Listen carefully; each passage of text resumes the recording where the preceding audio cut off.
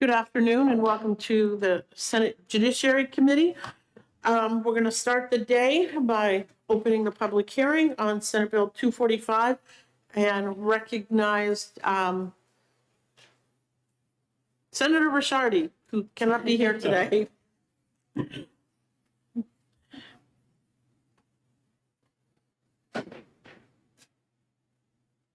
Good afternoon, Madam Chair and members of the Senate Judiciary Committee. My name is Daley Frenette, and I am the Senate Majority Caucus Director. I'm here this afternoon to introduce Senate Bill 245 on behalf of Senator Ricciardi.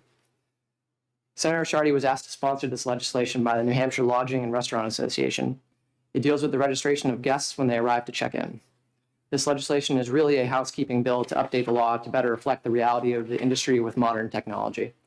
There really is no need for a hotel to keep a book or card system to have a guest sign in.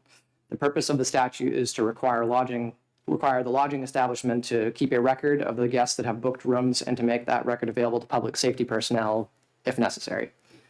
This statute was enacted in 1927, well before the advent of computers. Now this information can be kept electronically. It's about time to update the law. Thank you for allowing me to speak today. I will defer any questions you may have to Mike Summers with the New Hampshire Lodging and Restaurant Association. Thank you. Thank you very much for your testimony. Thank you. Okay, next we are going to call Mike Summers.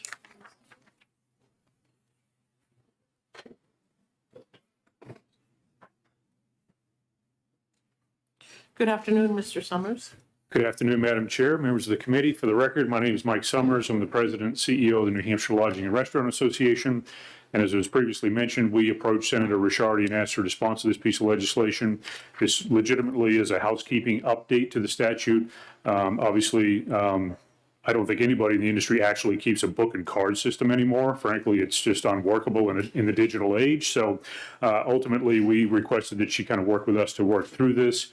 And it really came to light from a couple of member lodging properties who, again, were trying to comply with all the statutes and realized that they didn't have a book and card system and what should they do.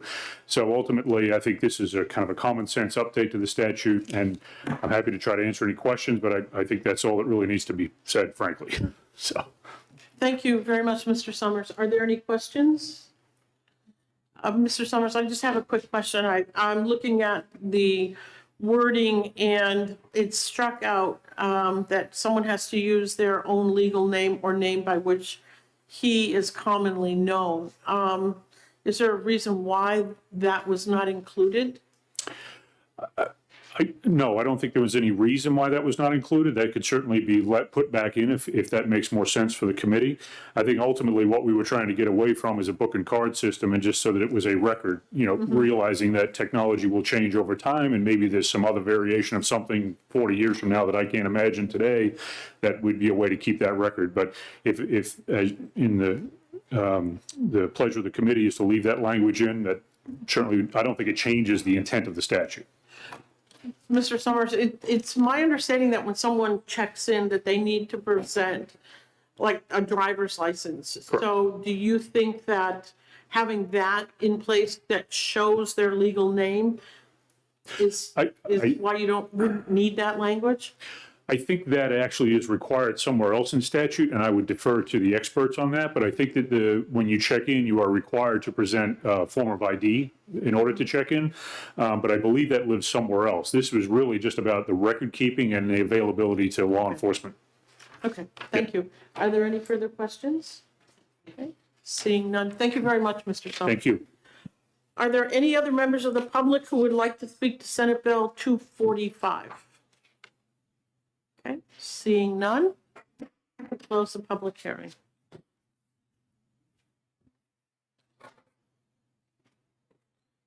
Okay.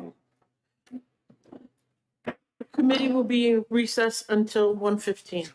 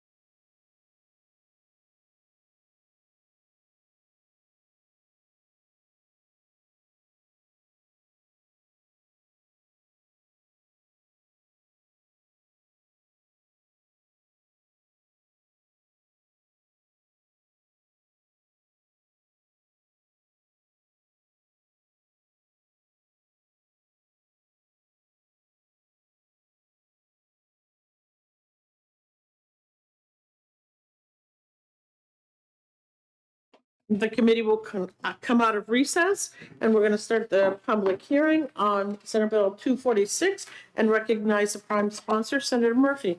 Welcome to Senate Judiciary. Thank you, Senator Madam Chair. Murphy. It's great to be here. Keith Murphy, representing the people of North Manchester, Candia, Raymond, Goffstown, and Hooksett.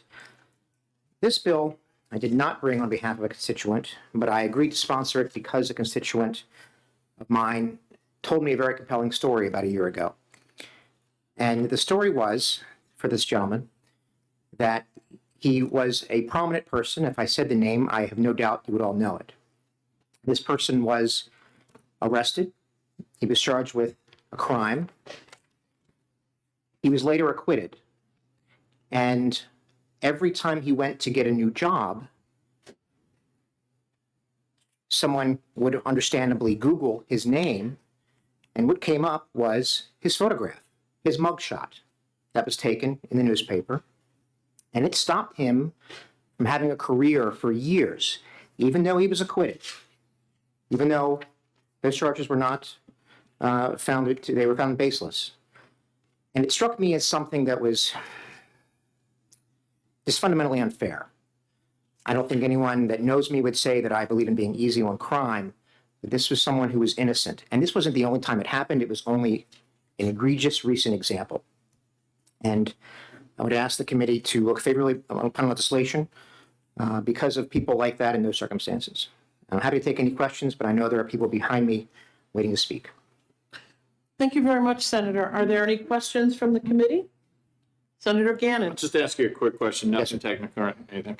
So the exception under number 3, I think it's line 11, the subject presents an immediate danger to the public and release of the photo is necessary for public safety. So how are we deciding who's an immediate danger? Would that be someone who's accused of, say, a heinous crime? How do we know who's the immediate danger? Because they haven't been convicted. The way the bill reads, I believe it gives the law enforcement officials discretion to decide who is or is not a quote-unquote immediate danger to the public. Thank you, Senator. Yes, sir. Okay, are there any further questions? Seeing none, thank you very much, Senator. Thank you, Madam Chair. Next, we're going to call Tricia Nualu.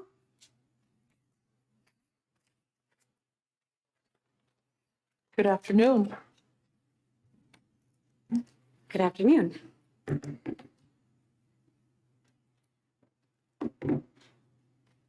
Thank you for hearing me. My name is Tricia Navalu. I'm a resident of Rockingham County. I'm speaking on behalf of my community today. I'm a certified sex educator and a peer support specialist. I host a monthly peer support for anti-trafficking organizers and sex workers in New Hampshire. In our group meetings, we have heard from our community. We've heard about how a post-arrest photograph posted on social media can tear apart families and create impossible circumstances to exit from drugs and crime. We've also heard from our community how an omnipresent post-arrest photograph found on the internet can block opportunities for future housing and employment. We have witnessed firsthand how post-arrest photos have robbed some of our community members of their dignity. People in our community that are arrested for nonviolent crimes, or that are also victims of human trafficking. What about the people that we are helping to exit sex work? How are their photographs serving a right to know? What if there is a mistake and by chance a police officer makes a human error or arrests the wrong person? What then? We believe using a picture of someone to publicly post in an attempt to dissuade further crime is indolent in service to public safety. We believe that post-arrest photographs are being used as public shaming. The court of social media should not judge people who have not been prosecuted. In our community, we believe humiliation is more than an individual and subjective experience. It is an instrument of political power, wielded with intent. Let us please look to the history of public shaming and move forward towards restoring human dignity in the most marginalized communities in New Hampshire. Thank you for your time today. I'm available for any questions. Thank you very much for your testimony. Are there any questions from the committee? Seeing none, thank you very much. Thank you. The chair will call John Cayley.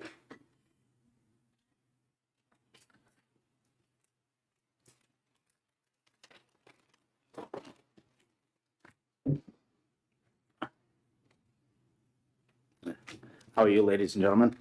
Good afternoon. My name is John. I am here today to share with you the impact that having my picture being public knowledge without my consent has had on myself and my family. I was arrested for misdemeanor charges. My mugshot was put out on the internet for the world to see, even though I am not a threat to the public. This impacted my ability to be hired and allowed onto job sites. It gave everyone outside the judicial system to automatically judge me and peg me as guilty. This has also kept me from acquiring rental properties. The impact does not stop with my life. It impacted my son's life as well. He was teased and bullied at school. His grades fell. He made excuses not to go to school. Even though we brought this to the attention of the principal and the guidance counselors, nothing stopped. So we had to pull him out of the school system. I took these misdemeanor charges to trial. All the charges were dropped due to lack of prosecution, but the damage was already done. I was already considered guilty in the public's eyes. There was a saying, innocent till proven guilty, which in today's society doesn't exist, because of the ability of others to publicly shame you without knowing the facts. For a minute, imagine if this happened to you or someone you are close to. Then think about the impact it would have on your life, in your society, within your friend group. Right now, you are saying to yourself, that wouldn't happen. My friends know me. Well, I promise you that you are wrong. People are very easily influenced, and in today's society, there's way more followers than leaders. Thank you. Thank you very much for your testimony this afternoon, Mr. Cayley. Are there any questions from the committee? Seeing none, thank you very much. Thank you. The chair will call Brendan McQuaid.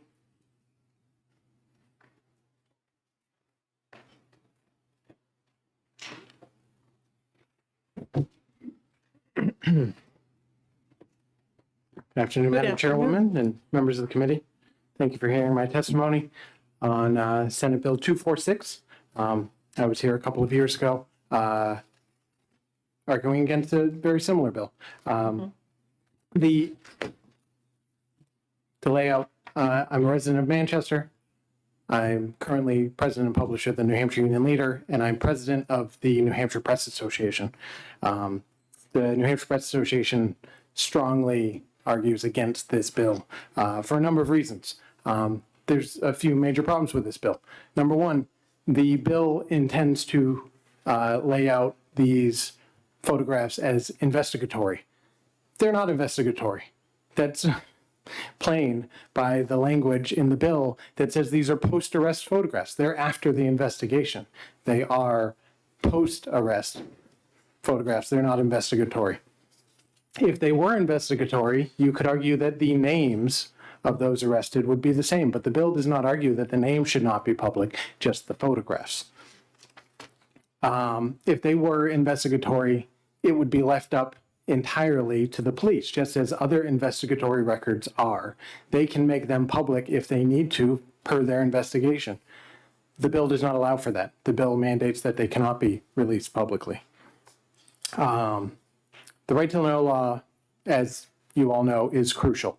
It backs up the state constitution, which actually enshrines that all records from the state should be made public and should not be unreasonably restricted. This is a highly unreasonable restriction.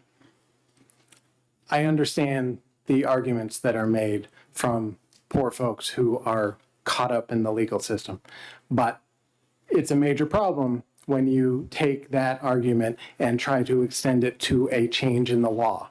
Most of these things are policy issues or social media issues or, frankly, Google issues. And we hear all the time that people have no problem with us. People aren't coming to our website. They're going to Google, and Google is serving up these pictures. So you're essentially creating an RSA 91A exception, which is the nuclear option for a policy and social media problem. Unfortunately, to live in a free society, absolute privacy is not possible. We have to know what our government is up to. And when you have interactions with the government, that's going to be public information. And part of that public information when it comes to arrests is knowing what the person looks like.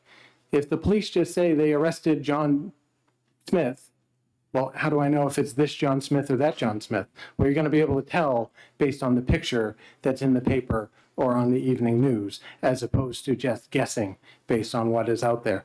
And if you are another John Smith, the reverse of these stories happens, right? People could assume that you're the one that got arrested when you are not. The picture is what defines that. The other issue with this is the possibility of abuse. Now, we see that all the time when it comes to RSA 91A exceptions. The preference tends to lean on not releasing documents and not releasing if there's any possible 91A exception. This creates a giant 91A exception, which the police could very well take advantage of. And in the handout that I gave you on the second page, I will remind you of a man from Manchester who was arrested at the Strange Brew Tavern, and his mugshot was released. His mugshot told the entire story, that this guy had seen some action that night. His face was bloodied and beat up. He had a broken eye socket. He had a number of injuries. And because that picture was made public, the public was aware that something happened. There was a police investigation. There ended up being a lawsuit and a settlement in this guy's favor, which would not have happened if the police had just quietly dropped the charges and let the guy go. They wouldn't have to release that picture. Now, that's a major problem in public transparency and the public's right to know what goes on. All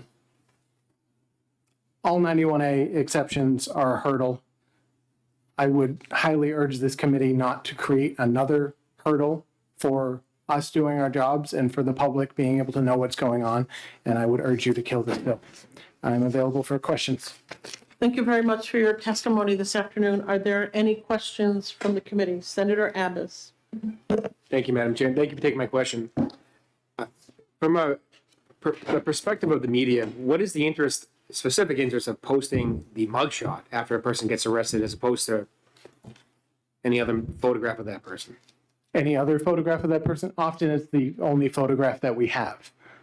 So there are cases where we might have a photograph in our system for some other reason, but generally the mugshot is what gets released to the media, and that's what we have to differentiate that person from any other person who may have a similar name.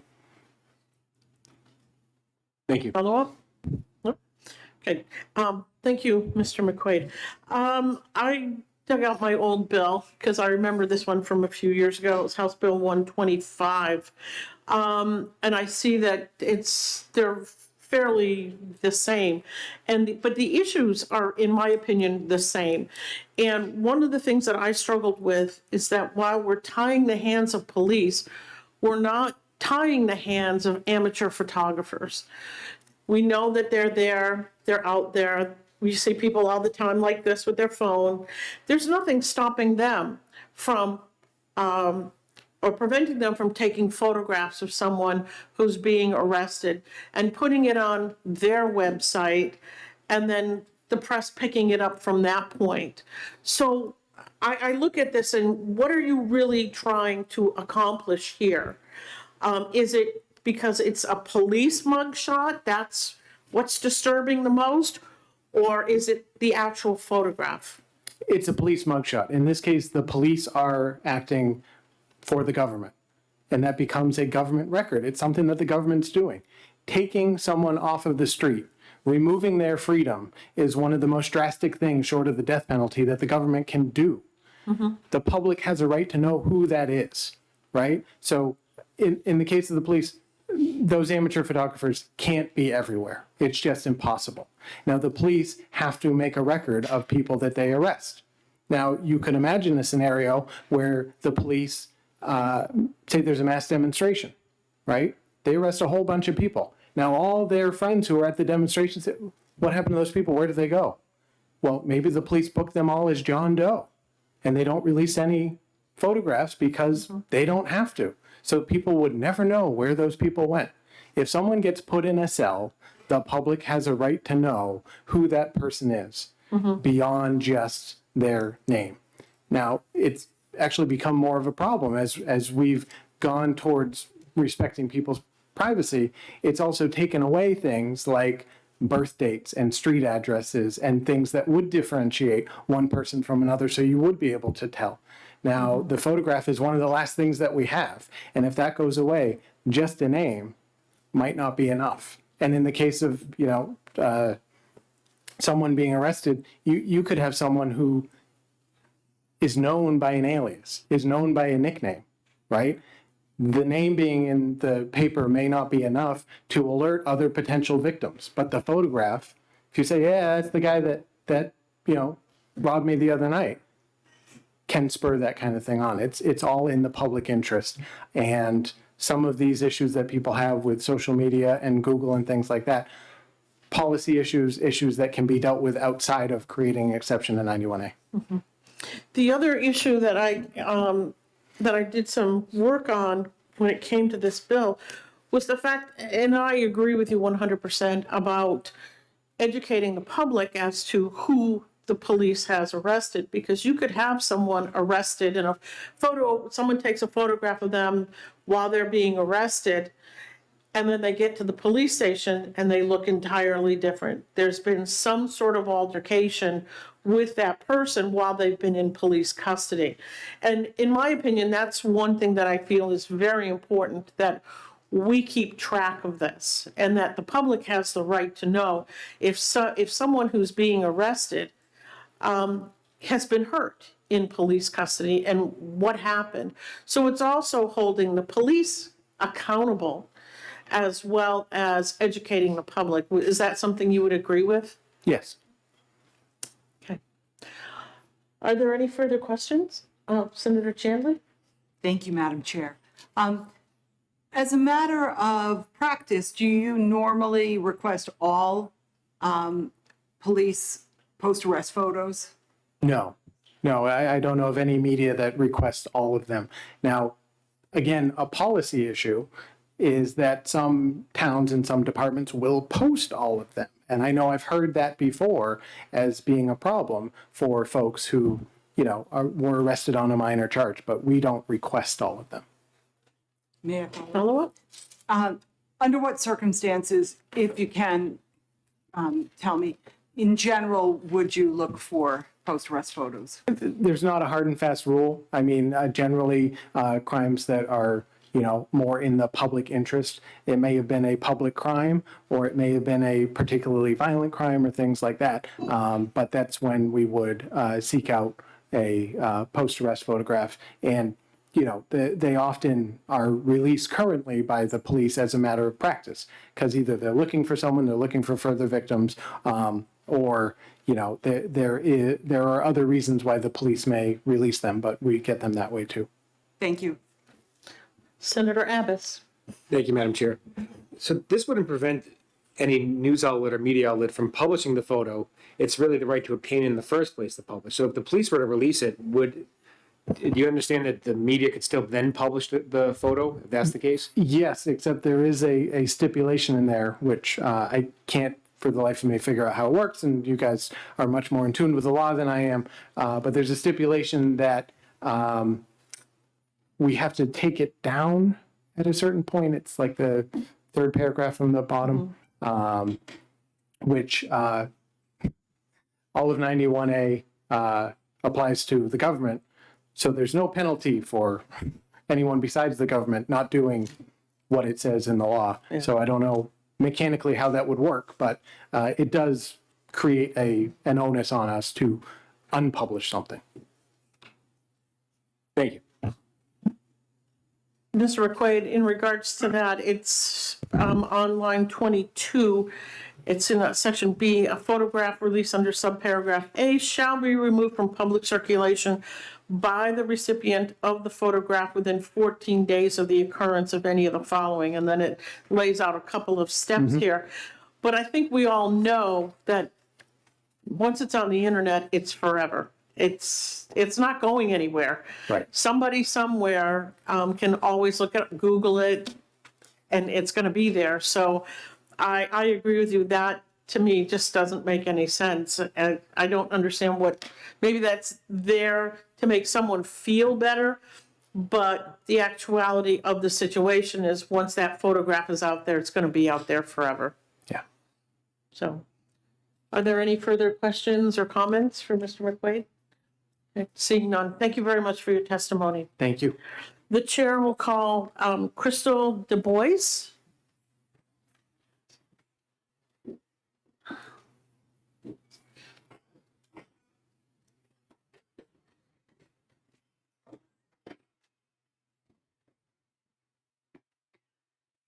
Good afternoon. Thank you for hearing Good afternoon. Good afternoon. Thank you for hearing my testimony. I'm a national expert in human trafficking, and I've met some of you before on other issues related to human trafficking. And I intended to speak extensively about how the mugshots published of the clients, the trafficking victims that I work with, how it's affected their lives and their attempts to rebuild their lives. But I have a feeling that we all know how, we've heard testimony, we know how destructive these are for people.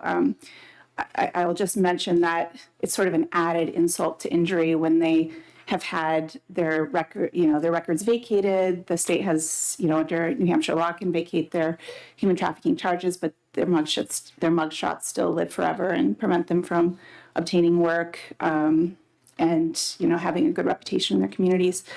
But I wanted to address a couple of the things that the speaker before me had mentioned. And I wanted to just mention why it's important that mugshots are private. People have a privacy interest that outweighs the public interest in seeing these photos, in my opinion. Research has shown us that mugshots imply that when we see a mugshot, our human feeling is that the person is guilty. And that's because of the way that our media and movies and everything, they put that mugshot up there. And so in our minds and our psyches, that specific photo, when we see a neighbor who maybe took a video, we don't assume guilt. But when we see a mugshot, research has shown us, and I do have some materials here that reference that we do assume guilt. That's our psychological response. And so it's important that that's a different kind of photo. It's different than a journalist who comes onto the scene and takes photos, for instance. And in the light of the internet, this is a really different issue than it has been historically. Like you said, Madam Chair, it lives forever. These photos that elicit a psychological response of guilt lives forever. And so the compulsory idea that the police would automatically send the mugshots to journalists like they do now in many small town newspapers and outlets has serious ramifications.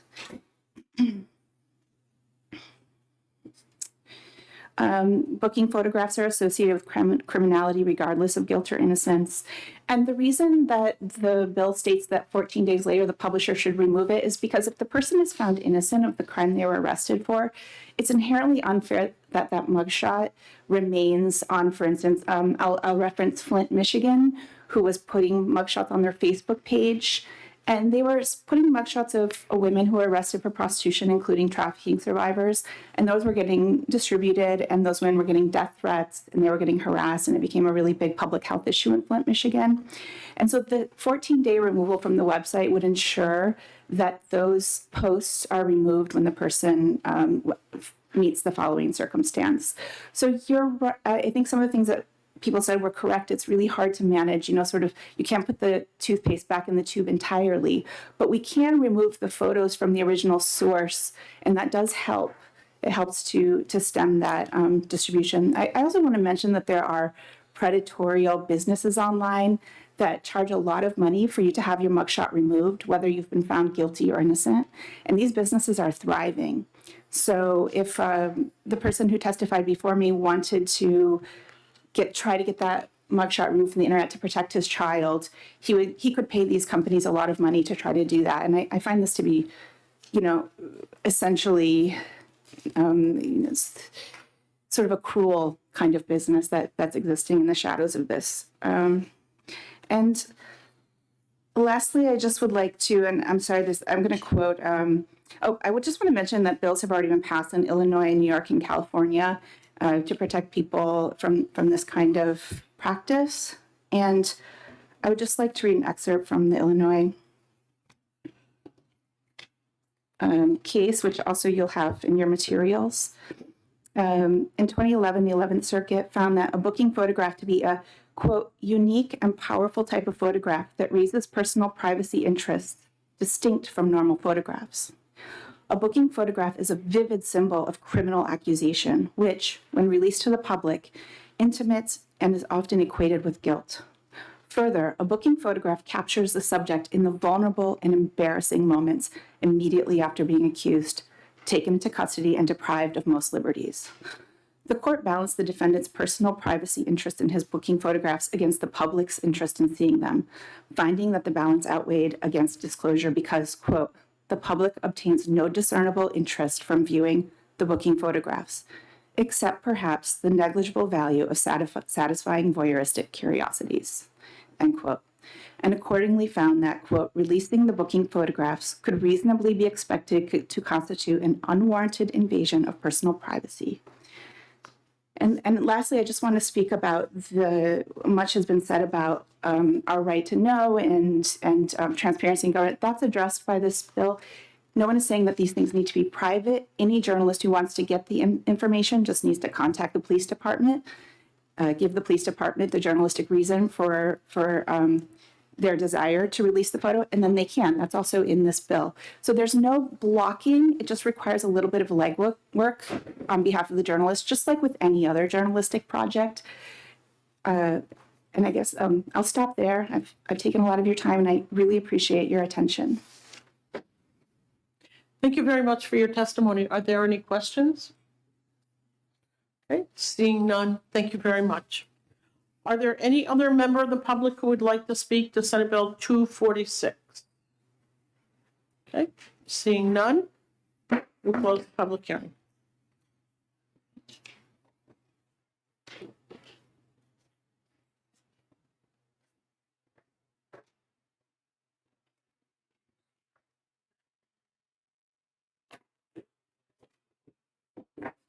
There we go.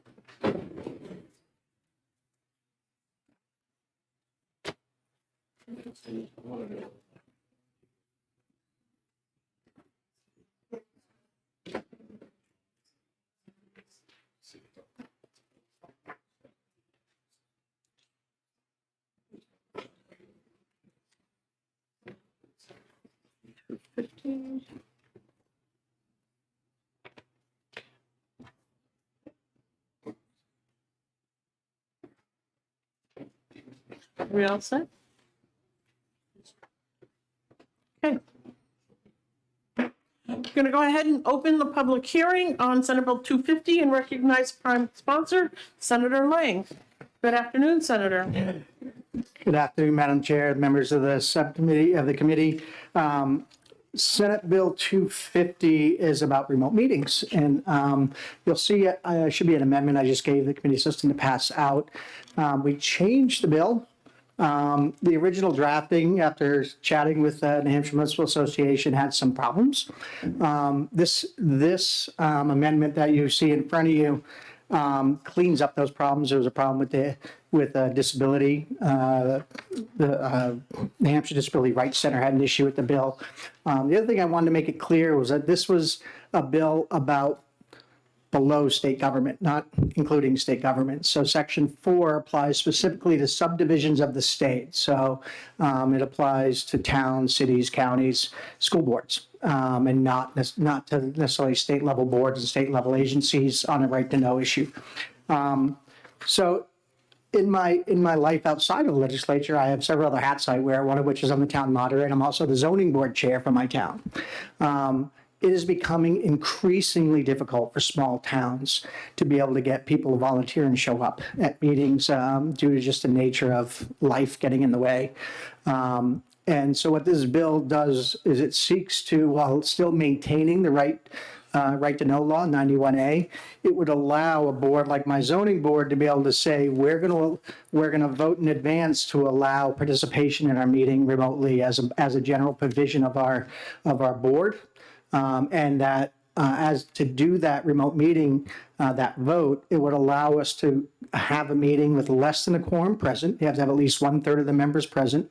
And you have to, all remote members must be on audio and visual communication, so it's contemporaneous conversation going on.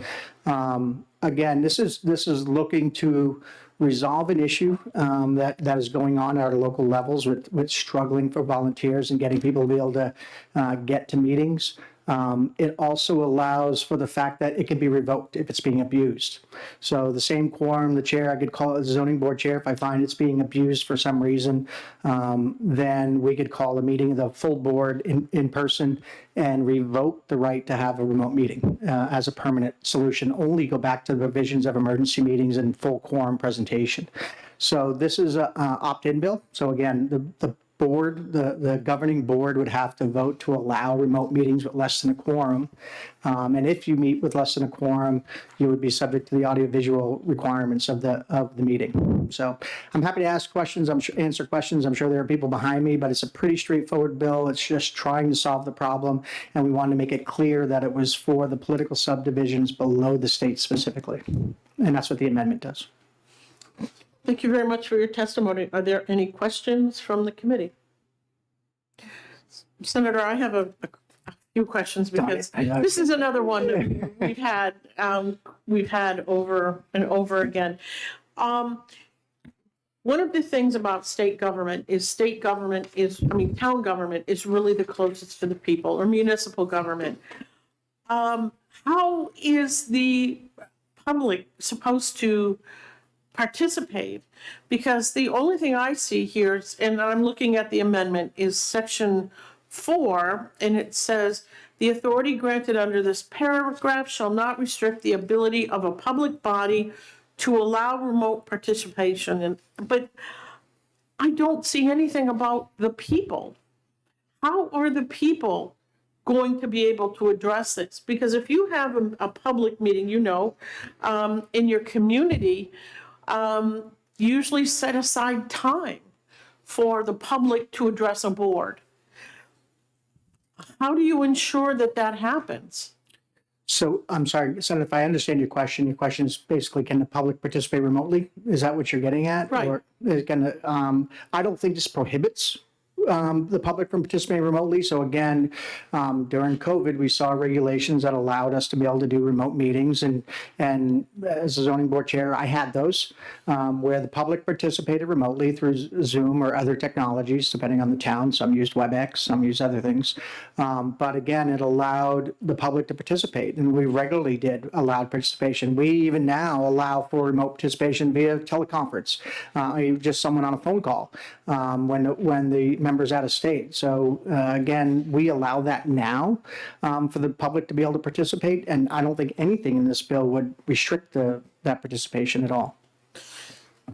So if you authorize remote meetings, what I'm saying is the public as well as the official, for lack of a better phrase, could participate remotely. Senator, do you believe that there should be language in here requiring that every community that chooses to allow remote meetings, they shall ensure that the public has an opportunity to speak? I would be fine with that language to be added. Okay. Okay. And the whole purpose of having a physical presence is, again, not all of our communities have technology. And so we want to make sure that those people aren't disenfranchised as well, so they could come to the meeting and have a physical place with at least 1/3 of the board members present to be able to participate in that meeting as well. Senator, thank you for that. Do you also think that there should be some sort of a limit? And I say that because you might have some members who decide they're going to go to Florida for the winter and they're going to be gone for 3, 4, 5 months, but they're going to participate remotely. Do you think that having that much time away from the community should be addressed in this bill? So while it could be, again, that's why we put the revocation language in there, that if it's being abused, and the majority, the quorum of the board agrees it's being abused, they could vote to revoke the privilege of using remote meetings.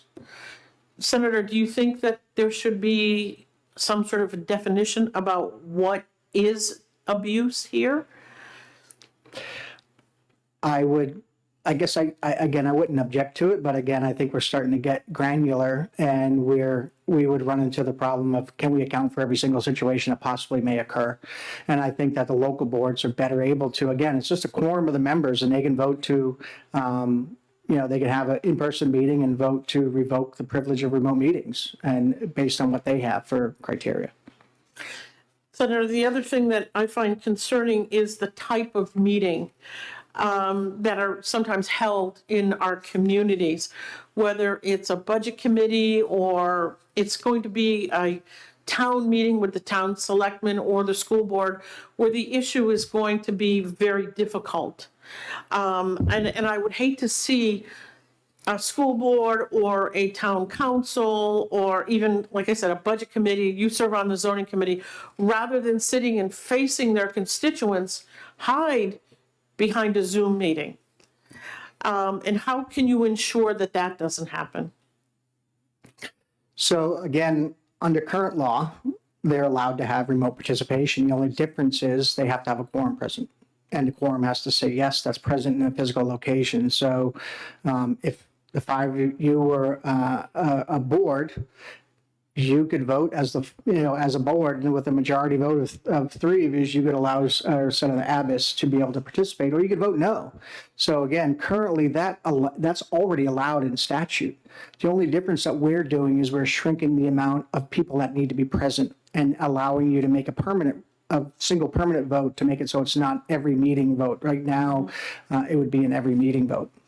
So Senator, do you see anything here in this language that would allow a board to exempt itself from ever meeting in public?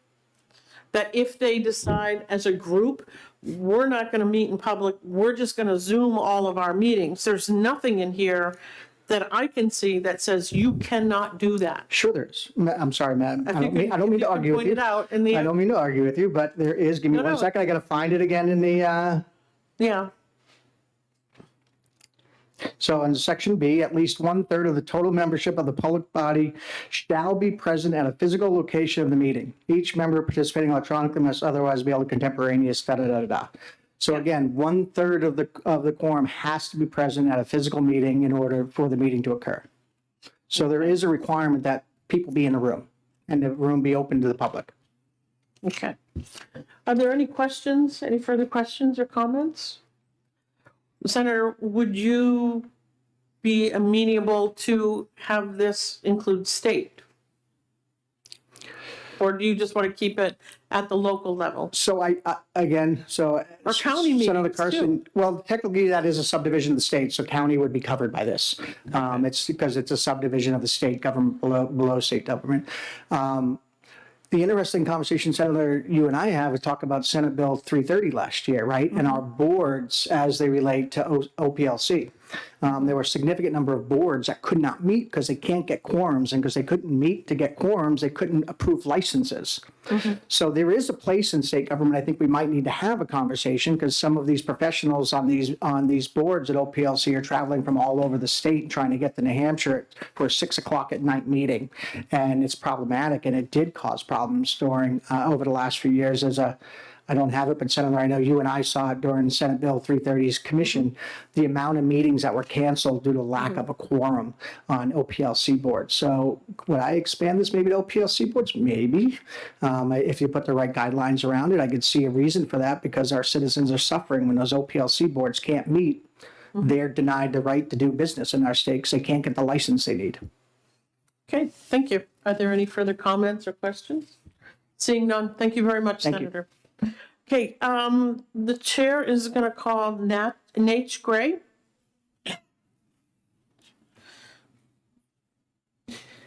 Thank you, Madam Chair. Nate Grace for the Municipal Association. We support this bill and we support the amendment. We worked in concert with the Counties Association and worked with the New Hampshire Center for Disabilities Rights, which I believe they're going to testify today. There were some drafting errors in the original bill. Importantly, it would have erased existing Roman 3, which is the existing provisions about emergency meetings and all of those. And that was not the intent. The intent was simply to carve out something for subdivisions of the state to include counties and municipalities. We think that that does that. And importantly, there were a number of concerns that have been brought up in previous years that we wanted to address. The scenario that you pointed out, Senator, about someone being elected to a local board and then wintering in Florida was something we wanted to make sure was addressed. That's why both the original bill and the amendment contains the provision that the governing body of the subdivision has to authorize the remote participation for that small carve out, which is basically the difference between a third of the members being required to be present at the physical location and half the members being required to be present at the physical location. And as part of that, we wanted to make sure that they clearly had the authority to revoke that authorization, because we do envision that there would be scenarios where bad actors are going to attempt to abuse this, and we don't want that to occur. We also wanted to make sure that there was an enhanced participation for anyone participating remotely. And by that, I mean, it didn't seem fair that they could just call in. We wanted to make sure that they were able to be seen and heard by everyone at the physical location. This would obviously require some additional work on the part of any body that has remote participation by members under this, what would be a new Section 4, because we wanted to make sure that it was as if they were there, as close as we could get to them being as if they were there. Because as you've heard, it's been difficult to have members come and participate in person simply because of the wide variety of things that occur. And the other thing I wanted to add was that we didn't add any sort of definition under the revocation because we wanted that to be as broad as possible. If it happens that, you know, for whatever reason, the community becomes unserved by internet, or if there's some other issue that wasn't present, we wanted to be able to revoke that authority at the governing body level. And the bill doesn't address either public participation or state boards. It doesn't address public participation. It doesn't prohibit anything that's currently occurring.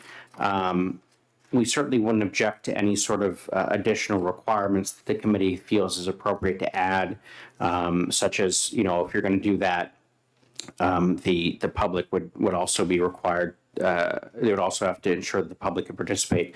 But we know from prior years that trying to figure out a way to allow the public to participate remotely and ensure that they can do so even in the situation where there's a technological snafu is difficult. So we were really trying to focus the bill on the members of the board participating and being there at the location that the public is used to going to. And as far as the statewide boards, I know that there are a number of existing state boards, some of which have special rules regarding how they can meet. Thanks to the New Hampshire Center for Disability Rights, we recognized that as part of the drafting errors, those weren't accounted for. We want to make sure that we didn't touch what they do. There's a separate bill in the House Bill 308, I believe it is, that's dealing with some of those state boards that may or may not be coming over to you. And we didn't want to interfere with them because that's basically a separate process at this point. I'm happy to take any questions the committee has. Thank you very much for your testimony. Are there any questions? I've received an email, and with some suggestions. There's two, and I'd just like to toss them out there and see what you think.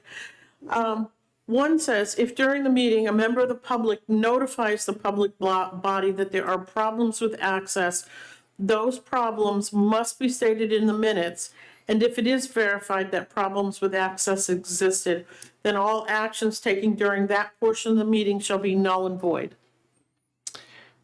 So again, the language of the bill and the amendment, neither of them touch public access. So if there's a broadcast of that, that would be separate and apart from what we're trying to do, which is have that narrow carve out of the difference between a third and a half of the members not being physically in the room, and trying to make it as close as possible as we can by having them seen and heard there.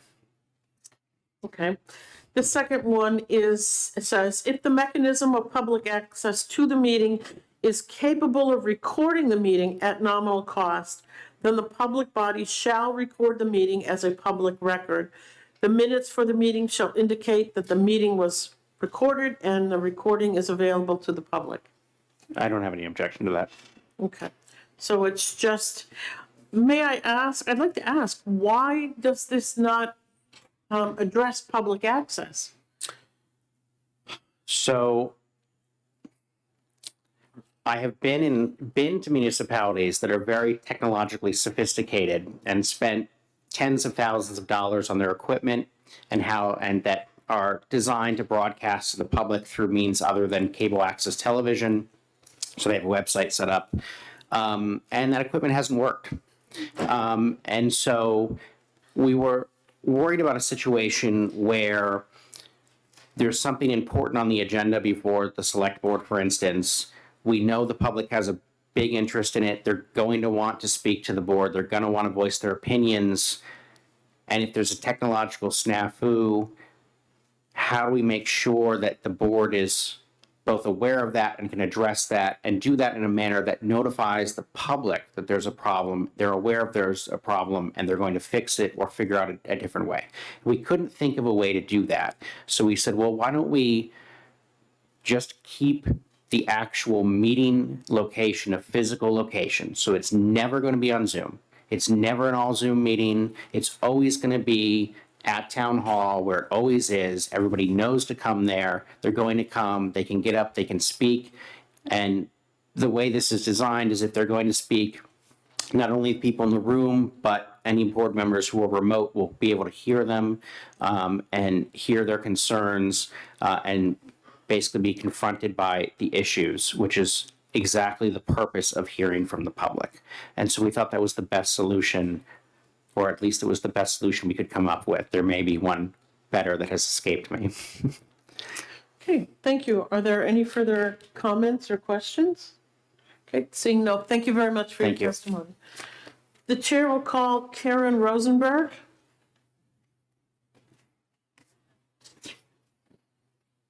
Good afternoon. Good afternoon. I'm Karen Rosenberg, Policy Director at the Disability Rights Center. I am here to oppose the bill as introduced because, as you heard from the Municipal Association, what seems to have been an inadvertent drafting error that would remove all of the ability for organizations other than political subdivisions to benefit from the availability of remote participation when a member can't participate in person. So that affects organizations that and councils that Disability Rights Center is involved with, such as the State Advisory Committee for the Education of Children and Youth with Disabilities, the Council on Developmental Disabilities, other such organizations. So we're not taking a position on the amendment. I haven't seen the official proposed amendment yet, but certainly as introduced, this bill would really make it difficult for people with disabilities or who are caring for people with disabilities to serve on such boards. So thank you. Thank you very much. Are there any questions? Okay, seeing none, thank you. Thank you. The chair will call Kate Horgan.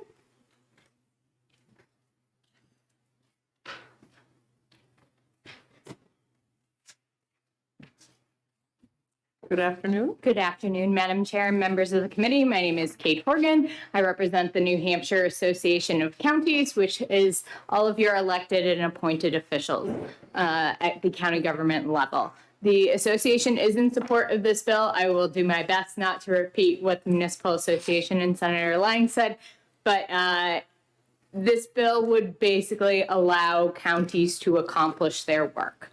Oftentimes, especially those of you who are from Hillsborough or Rockingham County who used to serve in the House, know getting a quorum for your delegation meeting can be challenging, to say the least. I have seen commissioners drive around to go pick up county delegates to make sure that they have a quorum. Counties often also have statutory deadlines, and if it takes us multiple times to accomplish our work that we have to do, we need to make sure that we tighten that up so that we can accomplish what county government sets out to do, which is serving the public.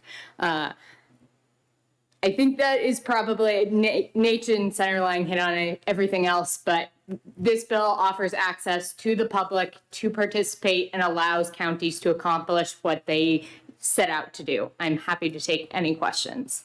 Thank you very much for your testimony. Are there any questions? Okay, seeing none, thank you. The chair will call Glee Corsetti Hooper.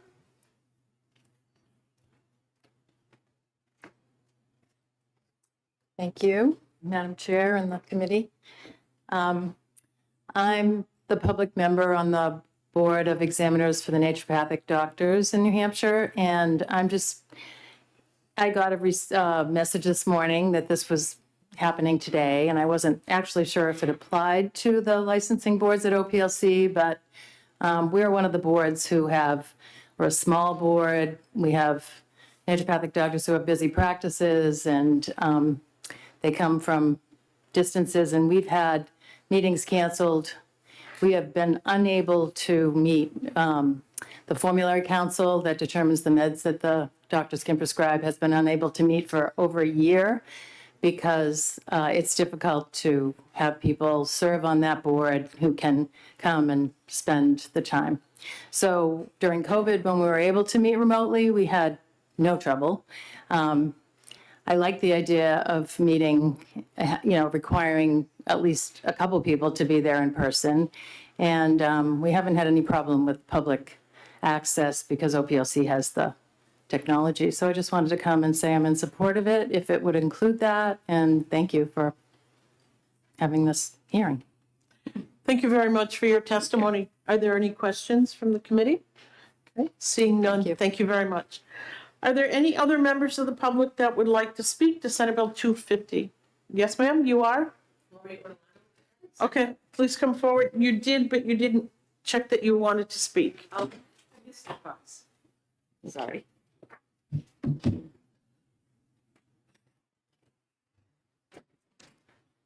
Good afternoon, Lori Ortolano, Right to Know, New Hampshire. I'm pitch hitting for a friend of mine who couldn't be here today.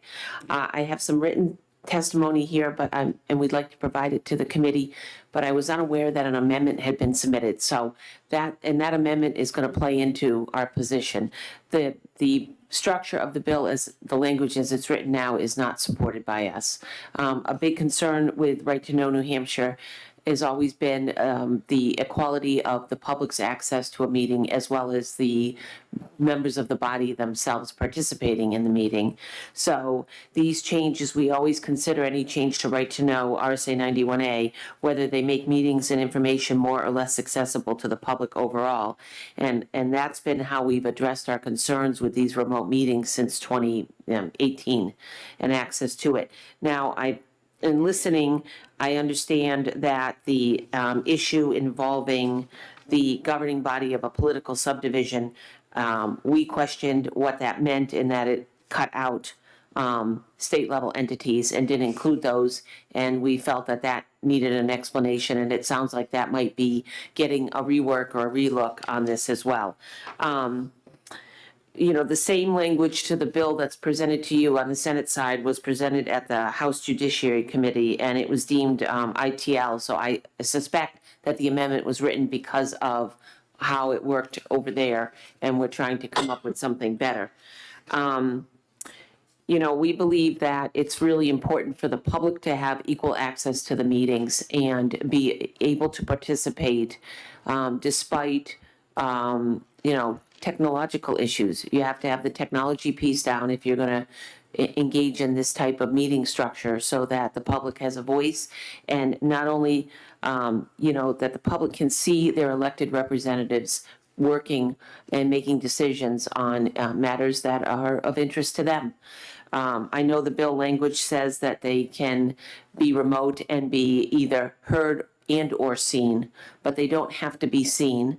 And I think that it's always better to be able to see your elected people. This bill removes it places the quorum rule. It lays down a number for the quorum, which typically has not been done in other legislation. A quorum is defined by the body itself. Now it specifies that the quorum will be 1/3 of the body. And it doesn't specify whether or not the chair needs to be present or it gets to operate remotely. And I think the chair is an important figurehead to any board. And if you're in a remote meeting where there's no visual access, that can make the meeting structure a little more interesting and also maybe a little less understood by the public who is participating or listening to the meeting.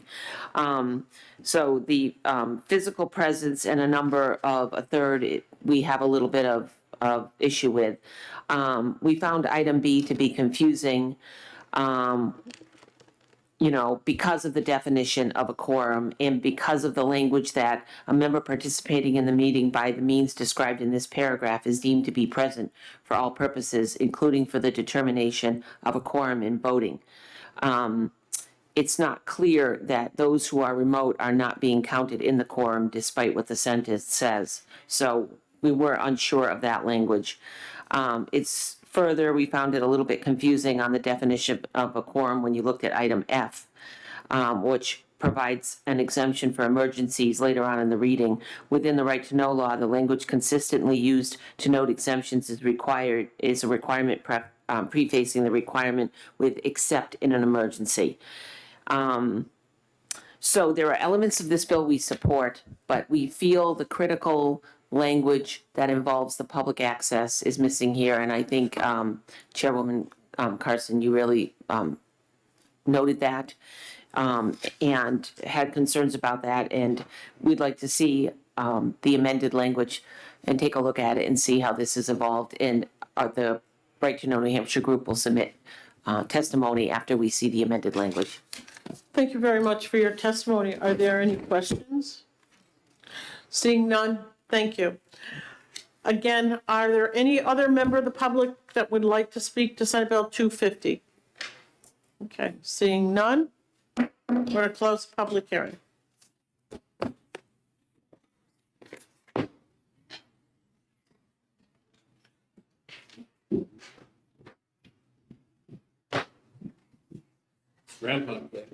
What? Yeah, it's the same thing over and over again.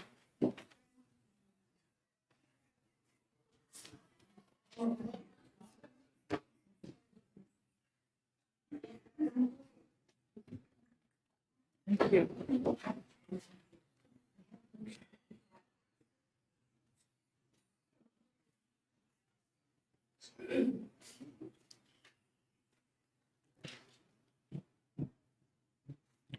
Okay, you're all set. Okay, you set, Matthew? Okay.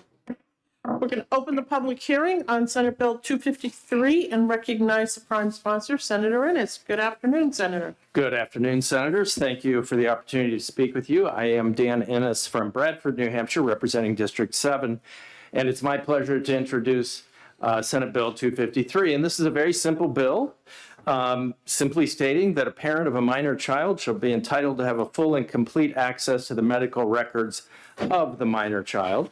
And quite simply, I think, and many health professionals think, that it's important that parents understand all of the details about their children's health and have access to those details as long as the child is under 18.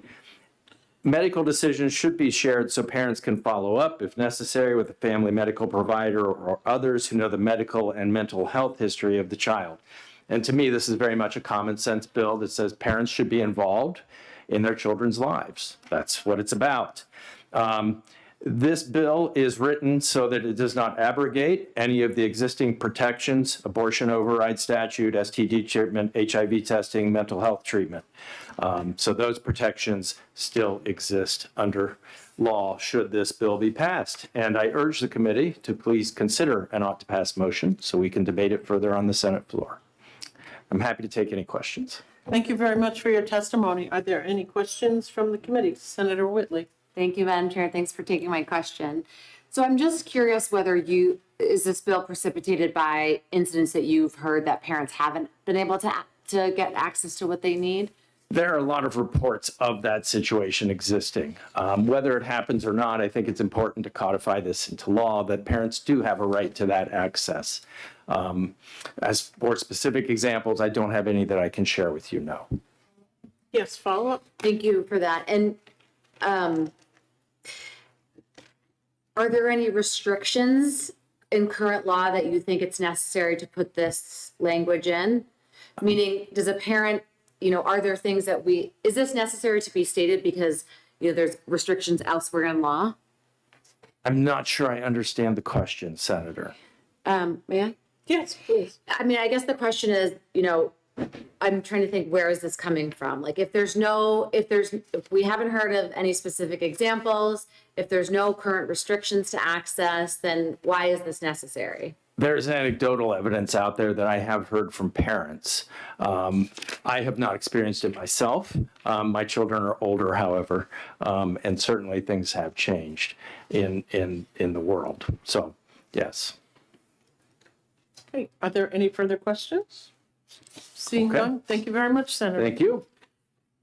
Okay, the chair will call Emma Savigny.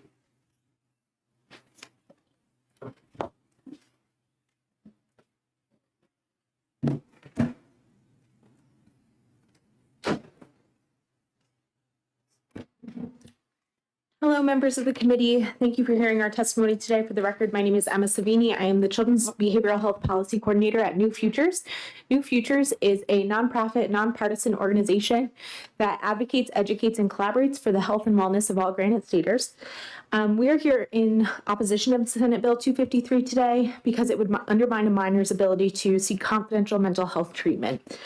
Confidentiality in mental health treatment is the cornerstone to creating a safe and therapeutic environment for minors. Giving parents unfettered access to a teen's records would compromise the privacy and have a chilling effect on that therapeutic environment that's necessary for effective care. New Hampshire has already recognized the importance of confidentiality for a minor's records in the state Supreme Court decision Berg v. Berg. In this decision, New Hampshire recognized that minors' mental health records are confidential for parents in certain circumstances and emphasized the preservation of a minor's ability to engage in ability to engage in open and productive therapy with a provider. Where the law is silent on an age for mental health treatment or other treatment, the state defers to a mature minor test where the provider can determine if the minor has sufficient maturity to determine if their record should be kept confidential from a parent. Under this bill as written, that doctrine that's been long standing in New Hampshire would be completely dissolved, and this new bill would come up, which would create confusion for providers, confusion for minors seeking treatment who had previously had confidential records. And further, the narrow circumstances listed in this bill leaves out some other circumstances that we think would be pertinent to keep private records. For those reasons, New Futures strongly urges that this committee vote inexpedient to legislate on Senate Bill 253. Happy to take any questions. Thank you very much for your testimony. Are there any questions from the committee? Senator Abbas? Thank you, Madam Chair. And thank you for taking my question. Under the current law in New Hampshire, in order for a minor or a child to receive any type of medical treatment or mental health treatment, would ordinarily require the parent's consent. Is that correct? Ordinarily. So in that scenario, if a parent's not doesn't have access to the records, how, I guess, as a parent, how would a parent exercise their parental discretion or without knowing what's going on in the medical treatment? Thank you for your question. I think what that's getting at is a parent's ability to trust the provider is providing mental health treatment effectively to the child. And that's a decision that the parent would make when selecting a provider for mental health treatment for their child. I can't really speak to other medical procedures. My area of expertise is in mental health practice. Thank you. If I just want to follow. I'm just thinking as a parent myself, if one of my children's going to a doctor to get whatever treatment, I've never been treated by the said doctor, so I have no idea whether the treatment they're providing is working, is they making progress. I wouldn't know. One way for me to find that out either would be, I guess, consulting with the medical provider or reviewing the medical records. But if I don't have access to that information, I'm just wondering as a parent, how would a parent exercise make an informed decision on what to do without access to that information? Yeah, I absolutely hear your concerns, and thank you again for clarifying your question. I think I understand a little bit better now. When children are receiving mental health treatment, in most instances, the mental health provider is working actively with the child, especially where the records may be confidential, to create a safe space for the child to bring those concerns to the parent and have active communications with the parent. So this isn't a situation in which providers are secretly providing treatment that may or may not be effective. They're usually, in almost every circumstance, working towards parental involvement, in which case the parent would then be able to view the records once the child consents to looking at the records. Thank you. Okay. Senator Whitley. Thank you, Madam Chair, and thank you for raising this issue. So I'm trying to understand this situation you're describing, and the concern that New Futures has is related to therapy. Is that correct? Correct. Follow? Yes, please. So are you saying that with regards to mental health therapy, that if children knew that their parents would have access to therapy notes, then are you saying that the therapy would be less effective? Essentially, yes. So when a child goes into therapy under this framework of laws as we currently have them, if they're under the assumption that their records will be kept secret or confidential from parents, the child has the ability to speak freely with the therapist without fear of parental retaliation or in those rare instances where a parent is not supportive of something that the child is going through. If the records were to be open to the parents in those very narrow circumstances, then those children would not speak freely, therapy would not be as effective, and the child could potentially have further mental health consequences from that. I do have a question for you. What happens if the therapist makes a recommendation that the child receive some sort of medical intervention, whether it's a prescription for some sort of mental health drug? At that point, when do you think, or when do you believe that a parent should be able to find out what's going on? Absolutely. Thank you for your question. There is a bill currently pending in the House right now that deals with that exact issue.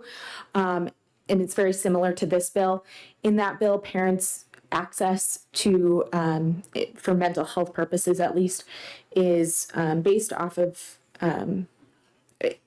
is similar in that they have access to records, but it has a specific carve out for medication situations like you're describing, where if it rises to the level where medication is needed, then parents need to be involved.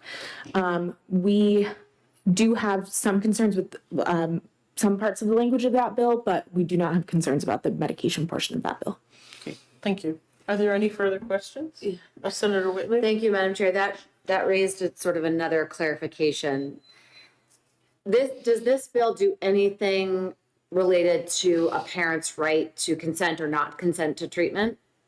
The way I read it, it does not. The parents still have the ability to, or have the requirement to consent in almost every instance for treatment. It's just a matter of whether or not they would be able to review those records of subsequent treatment. Okay, any further questions? Okay, seeing none, thank you very much for your testimony. The chair will call Paula Minahan.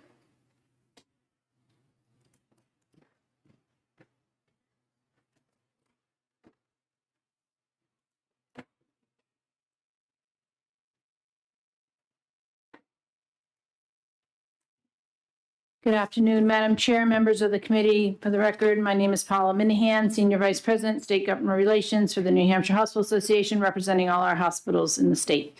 The Hospital Association does not support Senate Bill 253 relative to parental access to minors' child's medical records because the current state and federal laws already cover when a minor's medical records can be released. There is a similar bill, as Ms. Vigney just indicated, being considered in the House Health and Human Services Elderly Affairs Committee, House Bill 406. We testified last week on that bill, and I'm attaching the bill and our testimony for your reference because I think it's relevant to this discussion. As you will see, House Bill 406 is more specific than this bill before you, which is one of our concerns.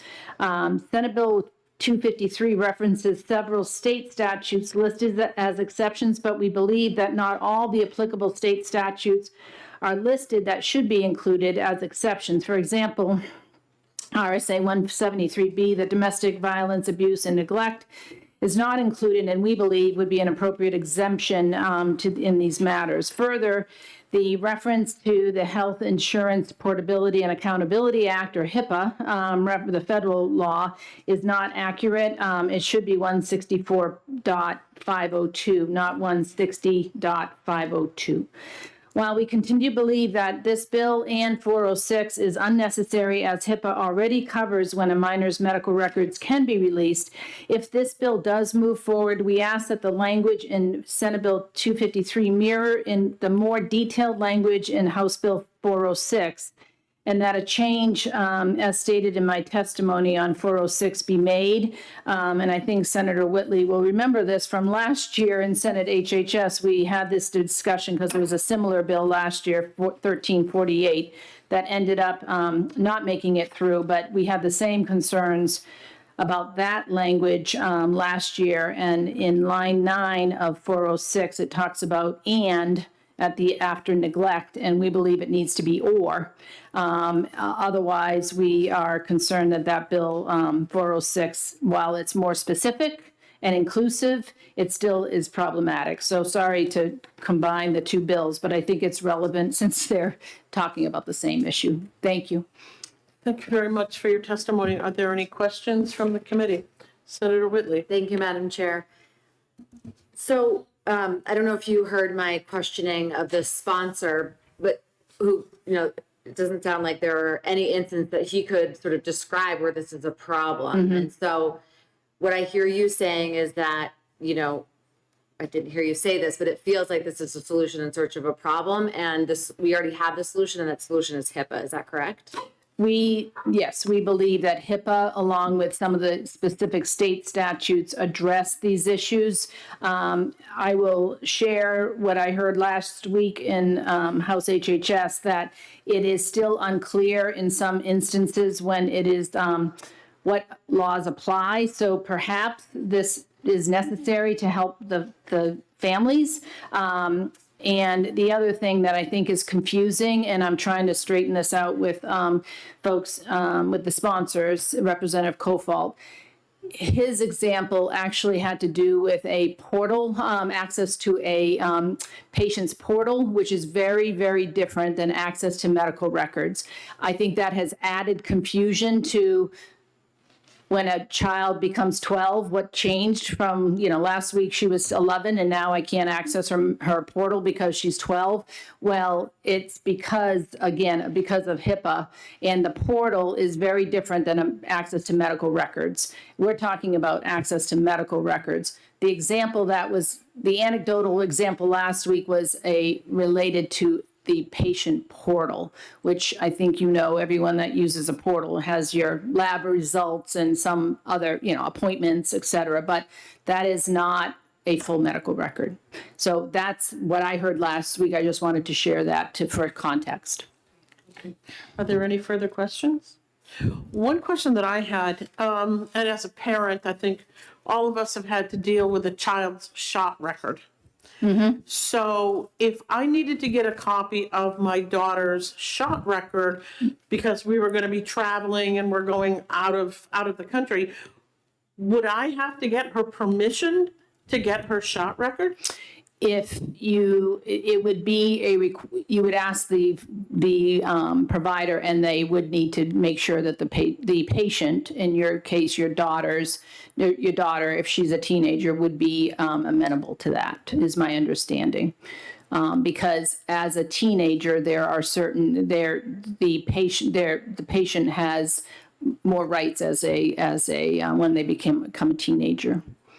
Okay, thank you. Are there any further questions? Seeing none, thank you. The chair will call Nancy Biederman.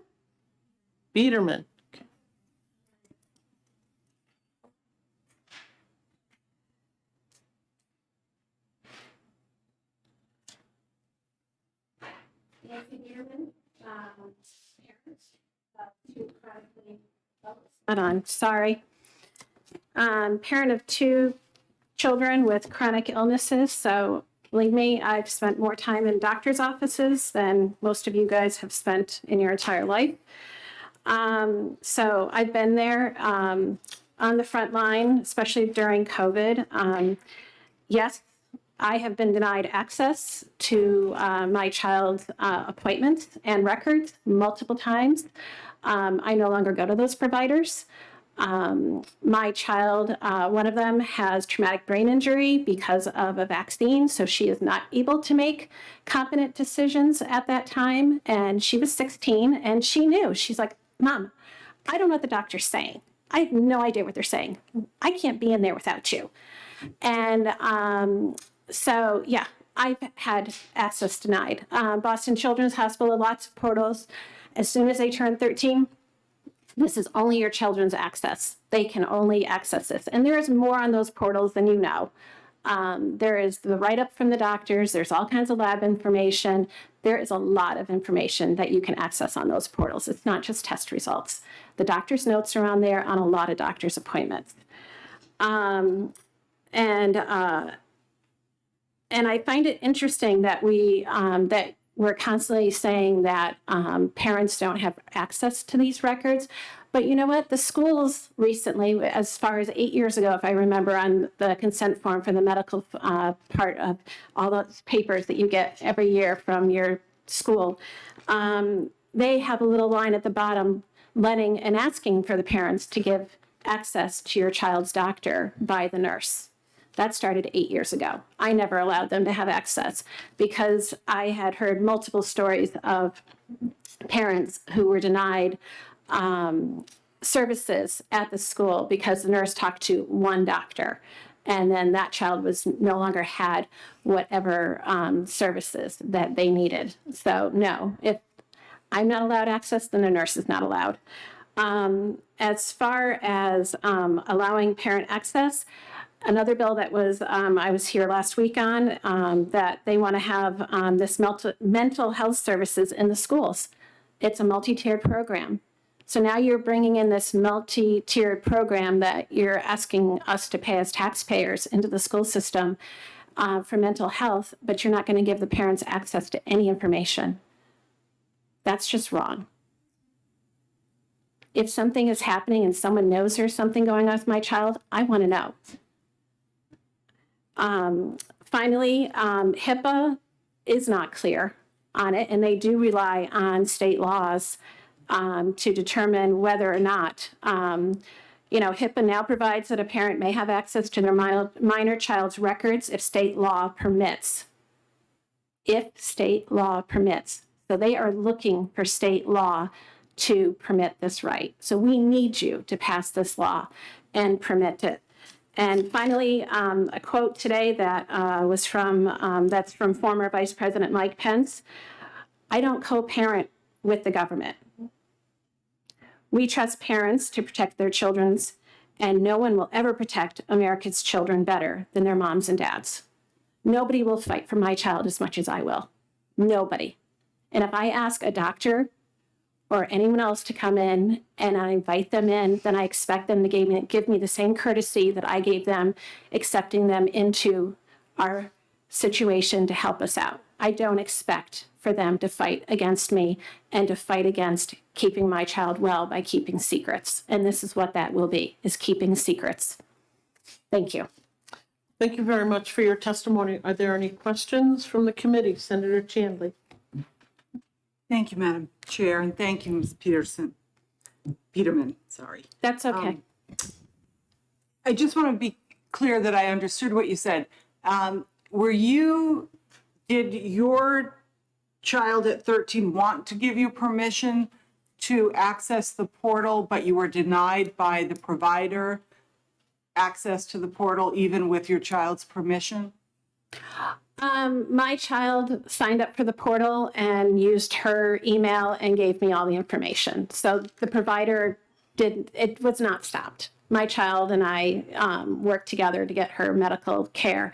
So she's like, Mom, I'll just do this and everything, and here's all the passwords and everything. So I have access it because my child allows it. The medical provider has said on a number of times, and now that my child is 20, granted when they turned 18 and everything, she's like, well, I really want this. And I'm like, great, but she doesn't have the mental capacity to handle this. So she has questions, she has concerns, but she can't put it down and type it out at this point. So what do you want me to do? It's a double-edged sword. And this happened before she was 18. She's overwhelmed with a medical condition. She's just there to survive and keep going. And to have to deal with the doctors and all the information on top of it, that was just overwhelming for her. And to be denied just because you're over the age of 13. And I'm insulted when people sit there and say she's a minor adult. No, she is a minor. That's it. She is a child until she is 18. Thank you. Yep. Are there any further questions? Senator Gannon. Thank you, Madam Chair. Just where was that in the HIPAA code? You I'm were sorry, saying what? that you said it was like looking for the states to give permission. Yes. I just had you right here. I thought I'd grab you now. Yep. So it said, the document that I pulled up, HIPAA now provides that a parent may have access to their minor child's records if state law permits or requires disclosure to them, but prohibits such disclosure where state law would deny the access. So state law matters. Thank you. Okay. Are there any further questions? Seeing none, thank you very much for your testimony. Thank you. The chair will call Holly Stevens.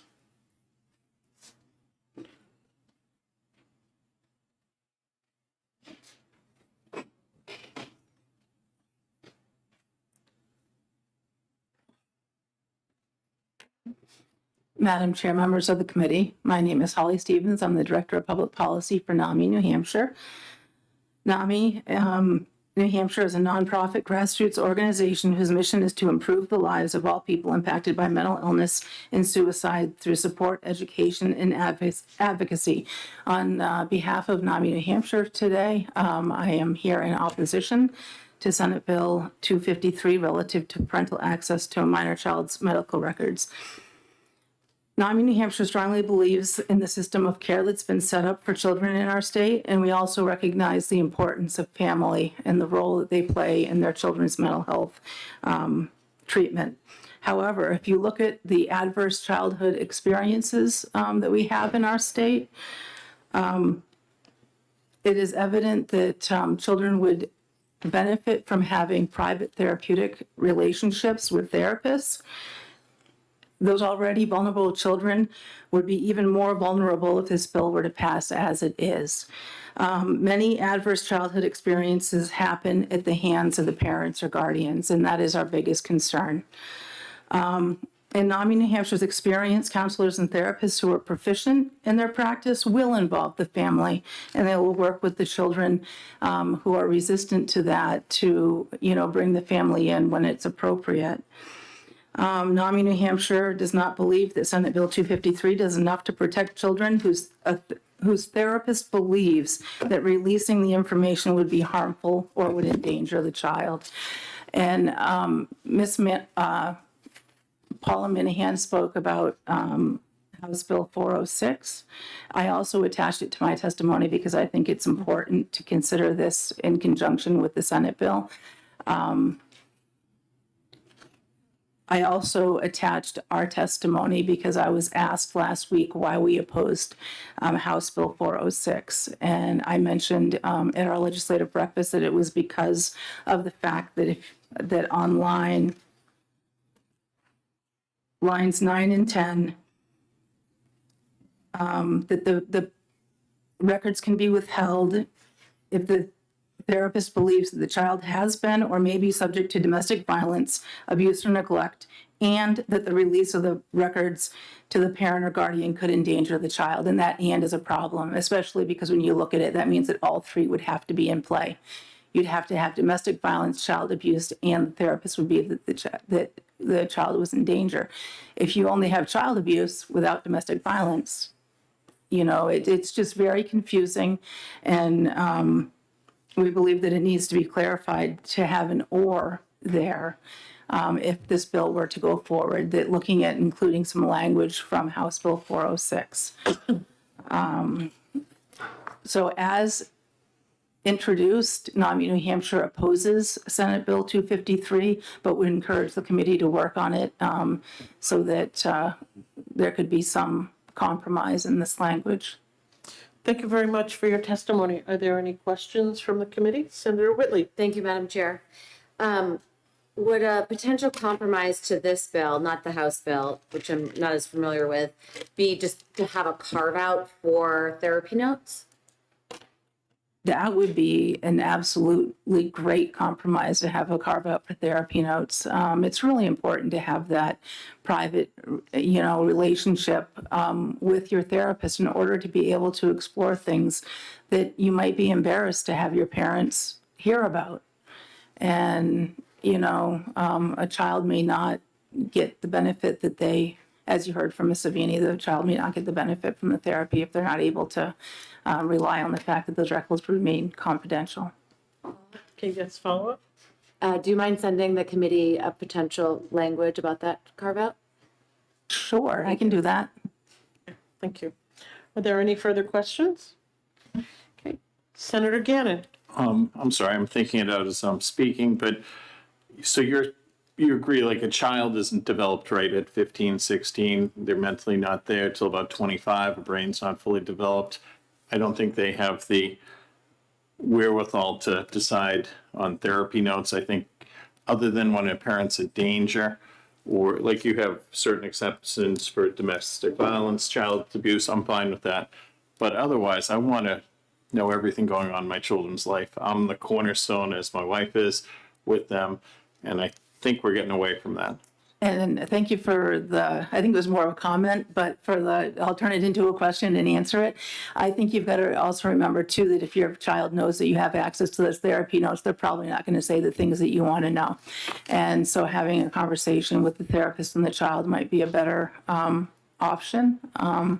Because I don't think they're going to say anything in those therapy sessions if they understand. If the first session they say, and oh, by the way, your parents also have access to these files, your child may not say anything. Thank you. Okay, are there any further questions? Okay, seeing none, thank you very much for your testimony. Thank you. The chair will call Courtney Tanner.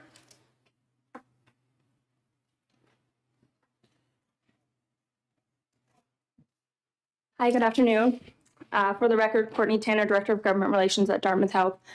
When I was checking off support or oppose, I was wishing there was a spectrum for this bill because while we certainly have concerns with Senate Bill 253 as drafted, I think there's room here for some improvement. So first, I just wanted to address the intent of the bill. As you can imagine, in a vast majority of situations, parents are helpful. Our providers want our families to be involved in their minors' care, particularly those teenage years, because as you noted, it's tricky to navigate care. Unfortunately, there are a small handful of circumstances where it's not helpful for a family to be involved. It's actually harmful. Those circumstances have been raised today. Mental health can be one of them. Physical, sexual abuse, emotional abuse, all of those can be circumstances in which it's not helpful for family involvement sometimes. So just wanted to note that. So we think that state and federal privacy provisions work to strike a balance.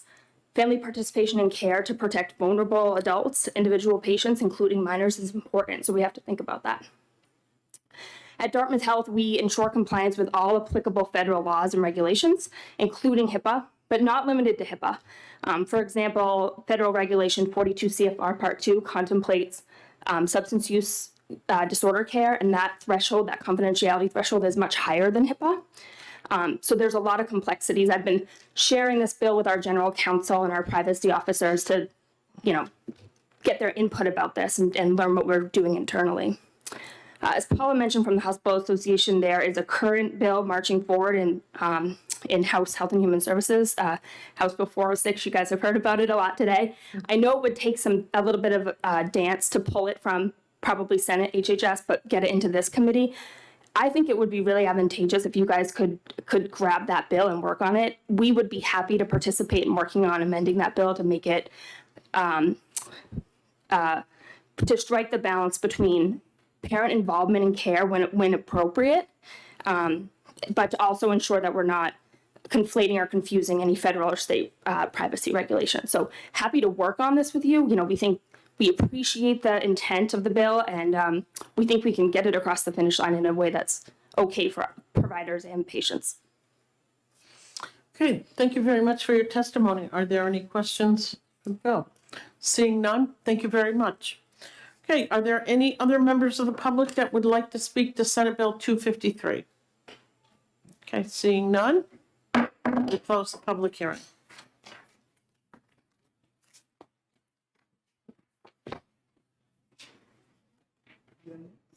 Yep.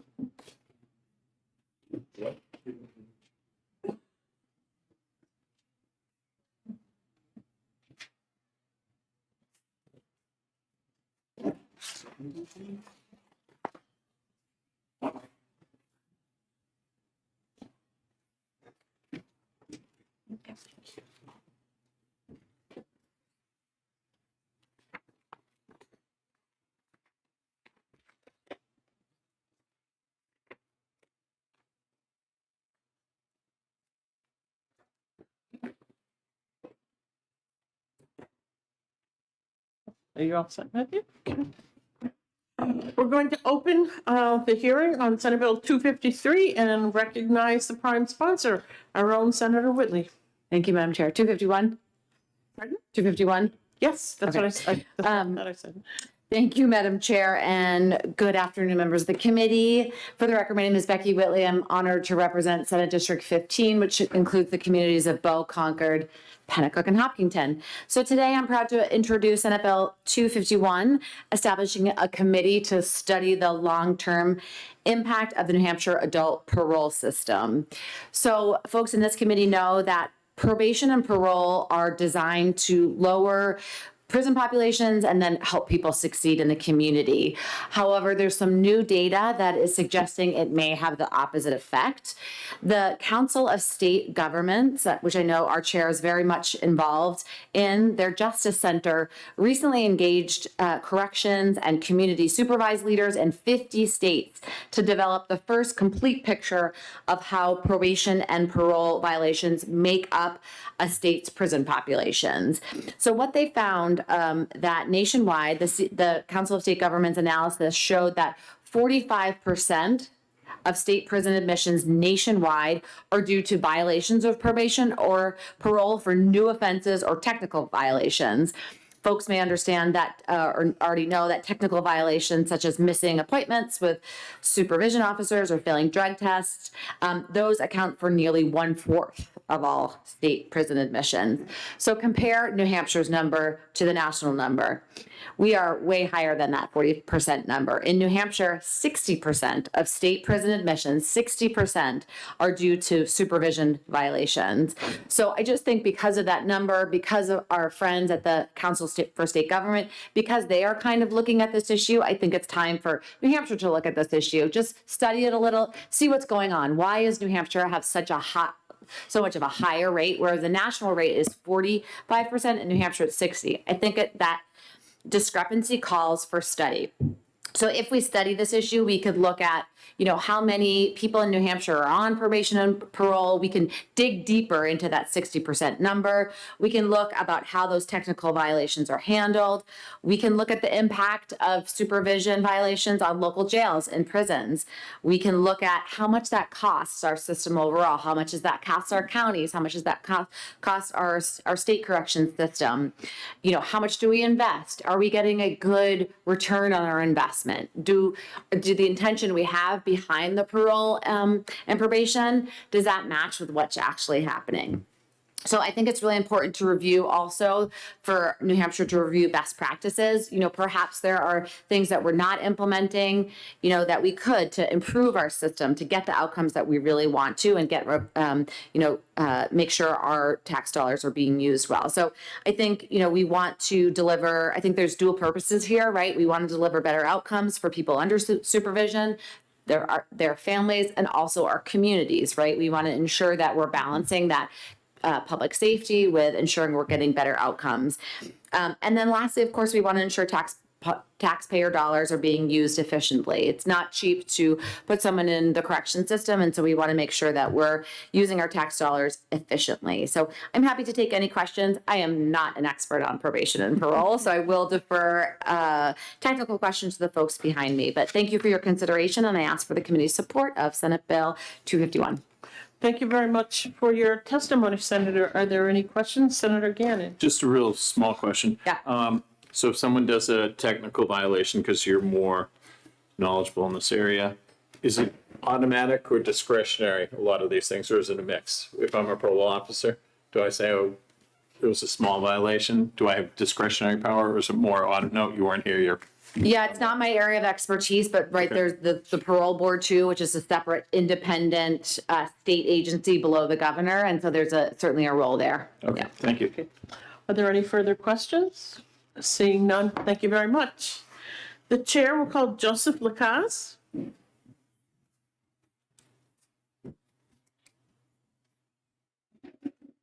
Good afternoon, Mr. Lacaze. Good afternoon, Madam Chair, members of the Senate, Senator Gannon, Senator Whitley. My name is Joseph Lacaze. I will be testifying today in support of SB 251. I will not go over what Senator Whitley has already stated concerning the Council of State Governments, which has listed New Hampshire in the top 10 states for highest admissions. But one of the things that I did want to point out is that prison has become the go-to answer for too many situations for justice-involved individuals when there are alternative approaches. I myself am on parole. I've been on parole for many years in the New Hampshire system, so I have seen how it's worked out. I also voluntarily oversee a mentorship program that specifically deals with individuals who are returning to the community that are on probation and parole.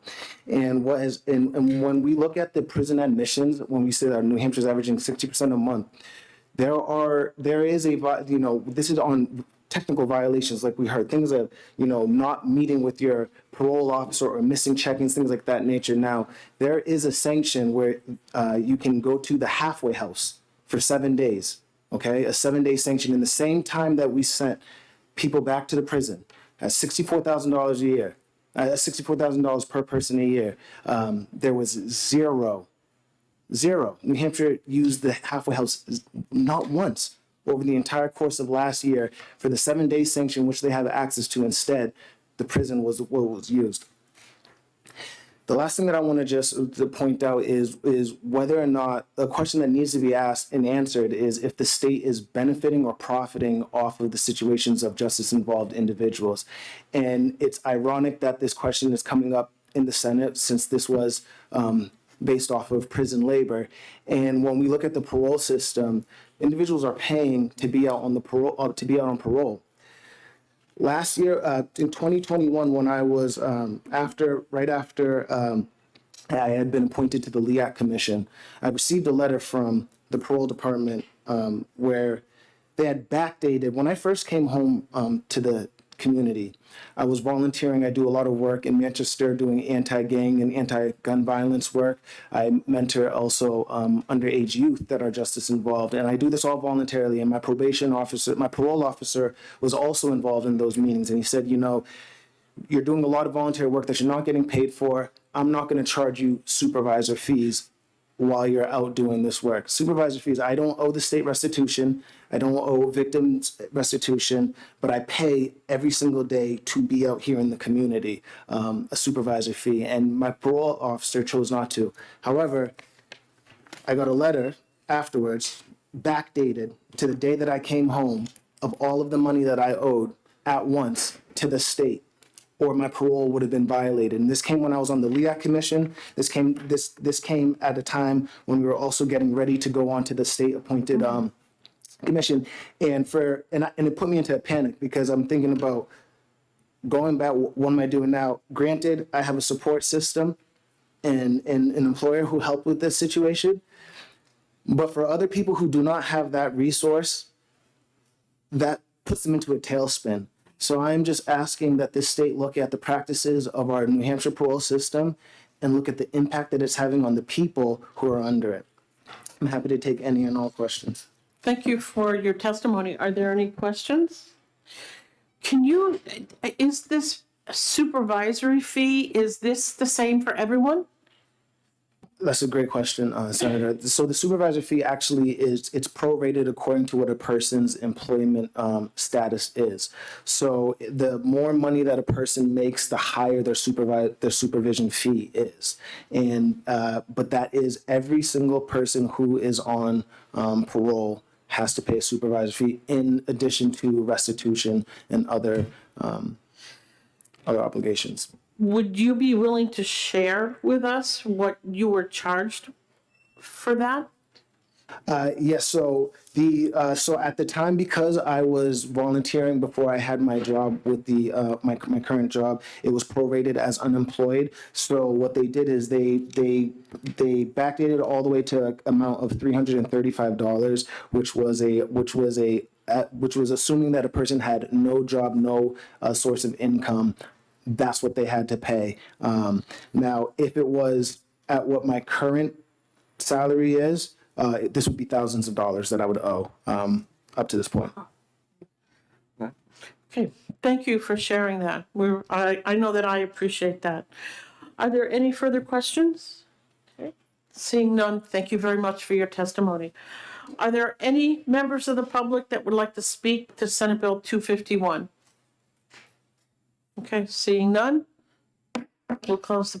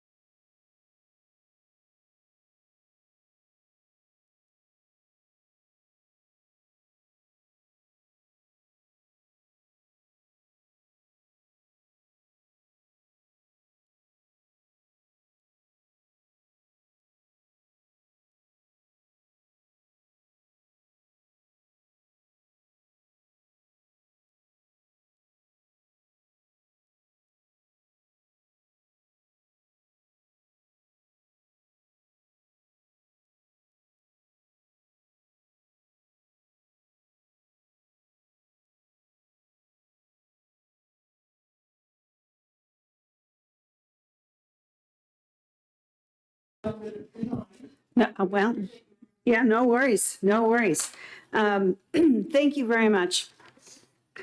Thank you, Chairwoman Carson, honorable committee members. For the record, I am Senator Deborah Altshuler. I represent Senate District 24, which includes the towns of Exeter, Greenland, Hampton, Hampton Falls, Northampton, Rye, and Stratham. And I'm here to introduce Senate Bill 247, repealing limited liability for manufacturers, distributors, dealers, or importers of firearms or ammunition, which is a repeal on the language of the bill. It's a repeal of Chapter 508. There's a copy with my testimony. From the outset, I want to acknowledge the Federal Protection of Lawful Commerce in Arms Act, PLCCAA, sometimes referred to as PLACA, that has been in place since 2005. The unfortunate byproduct of the firearms industry having special protection is the disincentivizing of consumer safety protections and accountability for harm caused by their products. The PLACA exemption is not absolute. Some victims of gun violence have found avenues to seek justice and compensation for harms caused by wrongful gun industry conduct, although often after years of long and painful litigation to affirm their right to sue the gun industry under exemptions to state and federal gun industry immunity laws.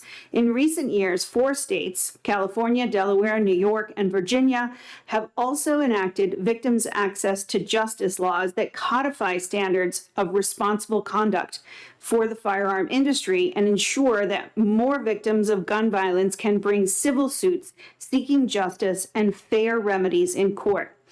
Industries held accountable for defects in their products are subject to recall, and at present, the firearms industry operates under a voluntary notification scheme. For example, Sig Sauer's P320 has what they are calling unintended discharge, which in lay terms mean the gun fires without a trigger pull.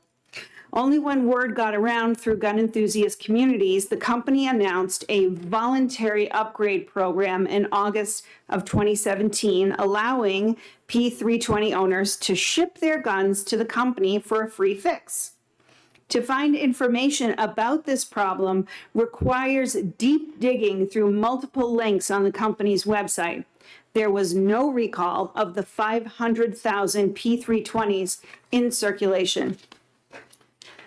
By comparison, and as an aside, the P320s are a very, very popular pistol that are used by contract with our law enforcement agencies. So it's not just for the recreational user. By comparison, here are a few products that also endangered consumers but do not enjoy the shield of Chapter 508. This year, the cleaning products company, The Laundress, has issued a recall of 8 million units of laundry detergent and has issued a nationwide alert that people with weakened immune systems may be at risk for bacterial exposure. This happened after 11 reports of skin irritation. In 2022, the My Bouncer Little Castle Bounce House was immediately recalled after one fatal accident where a 4-year-old boy was found with the hoop of the bounce house around his neck. The hoop became entangled and twisted, constricting his airway and resulted in his strangulation and death. In 2021, 2 fatalities from the bed assist handles and bed assist rail led to a total recall from the Drive DeVilbiss Healthcare Company. In 2014, General Motors, their faulty ignition switches that shut down the engines without warning, thus disabling power steering, brakes, and airbags, were linked to at least 124 deaths and more than twice as many injuries, led to a recall of 30.4 million cars worldwide. None of these companies were shielded from accountability to consumers.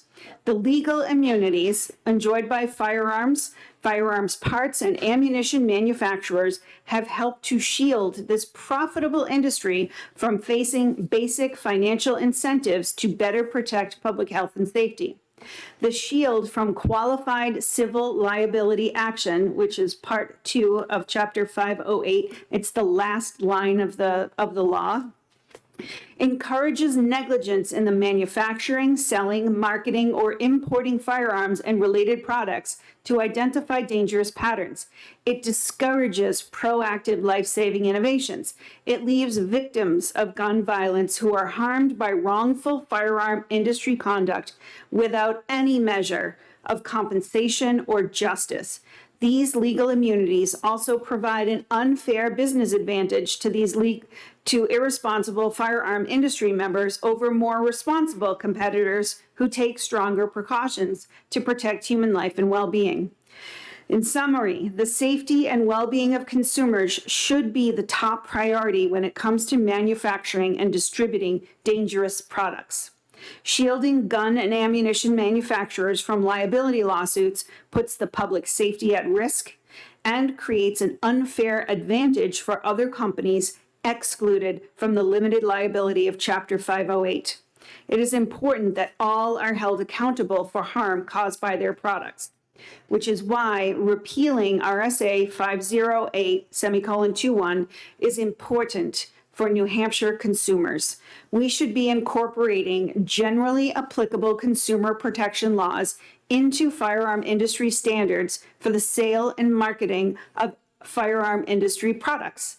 Let's make New Hampshire the next state to take action that allows individuals, local governments, and the state to sue irresponsible manufacturers and sellers of firearms for the harm caused by their products. Gun violence is now the leading cause of death among kids and teens in the United States, surpassing car accidents. Only after a long and painful protracted series of lawsuits were the families of the children murdered at Sandy Hook Elementary School in Connecticut able to have their civil suit against Remington, the maker of Bushmaster XM15E2S, the rifle used by the mass shooter. Their claims that the Bushmaster was marketed alleged at targeted younger at-risk males in advertising and product placement in video games. In one of the Remington ads, it featured the rifle against a plain backdrop and the phrase, "Consider your man card reissued." That was finally heard in court. The barriers to accountability need to be lowered. In 2020, the most recent year with available data from the CDC, firearms were the number one cause of death for children ages 1 to 19 in the United States, taking the lives of 4,357 children. There is no reason that the gun industry should be the only industry exempt from responsibility for the harm that its products cause, especially when its products are responsible for the deaths of thousands of Americans each year. RSA 508:21 tilts the scales of justice in favor of the corporate gun industry and against victims harmed by their products and practices. I sincerely hope the committee considers the safety of consumers and the inherent unfairness of this liability shield when coming to a decision about repealing Chapter 508:21 and recommend Senate Bill 247 ought to pass. Thank you. Thank you very much for your testimony, Senator. Are there any questions from the committee? Oh, Senator Whitley. Thank you, Madam Chair. Thanks for taking my question. And I don't know if this is a question for you or someone else, but are there any other industries, companies that we have this sort of limited liability for? The only other industry nationwide would be the manufacturing of vaccines. Thank you. Are there any further questions? Seeing none, thank you very much, Senator. The chair will call Dr. Joe Hannon.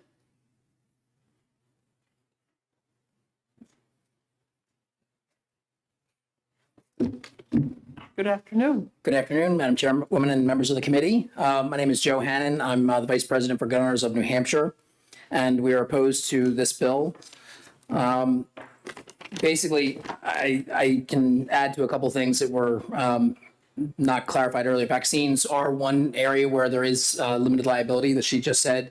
Also, airlines were given liability after 9/11, and also internet service providers are exempt from defamation and copyright infringement suits also. So there are at least two others that are exempt. But I think the key about this, the existing RSA, is the word limited. It doesn't mean you can't sue manufacturers, dealers, or whatever. They are exempt from anything that is done unlawfully with their product. So if someone commits a murder or something unlawful, why would you want to sue someone for a lawfully made product that has not done anything wrong? They're not immune from being sued for any kind of product problems or if there's any kind of marketing problems that they have. There's a lot of reasons they can be sued, but I think Bernie Sanders said it well a few years ago, where he said, if somebody has a gun and it falls into the hands of a murderer and the murderer kills somebody with a gun, do you hold the gun manufacturer responsible? Not any more than you would hold a hammer company responsible if somebody beat somebody over the head with a hammer. In all fairness, he repealed that. He backtracked that a little bit when he was running for president in 2016, but that was something that he said back in 2015, a year before. The only purpose of these lawsuits is to circumvent state legislatures, attack Second Amendment rights through never-ending series of lawsuits against manufacturers and retailers, and to hold them financially responsible for crimes committed using the weapons that they make and sell by a third party or somebody else that bought the product. They did not commit the crime. It's not like Anheuser-Busch, sold beer and caused a drunk driving accident. That's not happening. They've been sued, not successfully, might I add. The State Liquor Commission has been sued for, selling alcohol to people and causing accidents that ensued or deaths. But we have dram laws for alcohol sales, so you can sue a bar or distributor or someone serving alcohol if they have done certain things. But just the act in itself of selling a legal product is not enough to go after any of those businesses, nor should it be reason to go after gun manufacturers or retailers. So I just ask you to realize that this is a limited liability that's imparted on a industry that is basically fundamental to the Second Amendment, and any backtracking on this current RSA and repeal of it will have a dramatic impact on how people are able to exercise their rights. We heard about total recalls and having products pulled from the market because their product was used in a single incident where someone choked or died or whatever.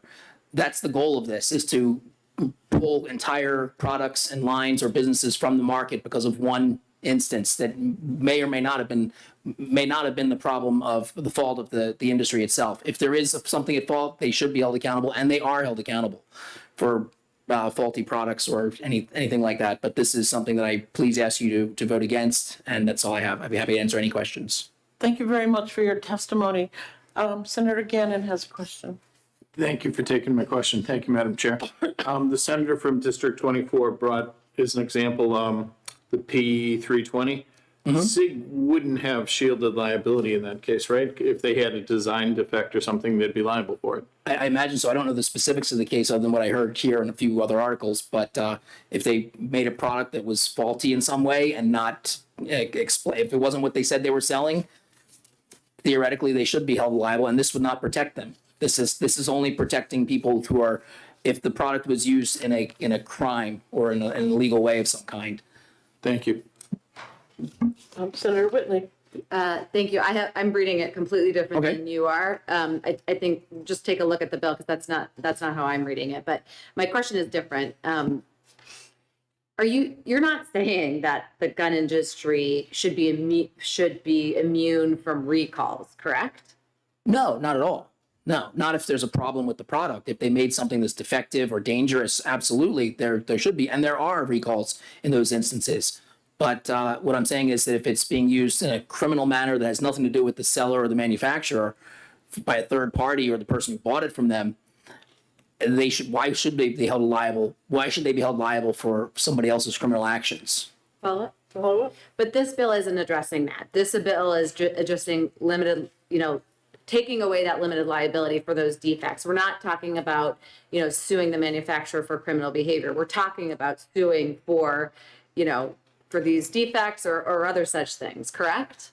That's not how I read it. RSA 50821 Section D, qualified civil liability action means a civil action in law or in equity brought by any person against a manufacturer, seller, or a trade association or qualified product, quote, for damages resulting from the criminal or unlawful use of a qualified product by the person or third party. And but it shall not include an action brought against a manufacturer, seller, or trade organization convicted of a felony under state or federal law by a party directly harmed by the felonious conduct. So if the manufacturer or the seller commits a crime or is convicted of a felony, they're not covered, but their only qualified immunity is if the damages are resulting from criminal or unlawful use by a third party of a lawful product. So it has to be a product that is legal, made correctly, and if someone else uses it illegally, then they are given limited liability. It doesn't say anything about if a defective product is protected. I'd love to see where it is in the RSA that it says a product defect is protected. I don't see that. Follow up. So my question is, I sort of asked this of the bill sponsor, we have the vaccine industry that has this limited liability. And to me, I understand that because, we want to encourage vaccines. We want to, this is a public health issue. And so why do you think that the gun industry should have the same protections as the vaccine industry? I don't think they have as strong a protection. The vaccine industry can have a product that they know is going to cause a certain number of deaths by their product that they made, the way it's made. And it has nothing to do with the person who's taking the product causing harm to themselves. It's only caused by that product. If firearms had that, if say a firearm manufacturer sells 1 million guns and only 500 of them blow up, they'd still be sued. But the vaccine industry cannot be sued for those same figures. So my question is, why do you think that the gun industry should enjoy the same limited liability that the vaccine industry does? Well, for one, the Second Amendment is a constitutionally granted right, and if you want to say that the vaccine law encourages the use of vaccines, you might be able to also say, and this is probably what you want me to say, that having this would also encourage people to own firearms. Whether that's the case or not, I don't know if that's the reason behind it. I think the reason was very clear that the reason these laws were necessary is because the companies and retailers were being sued for things that were not their fault.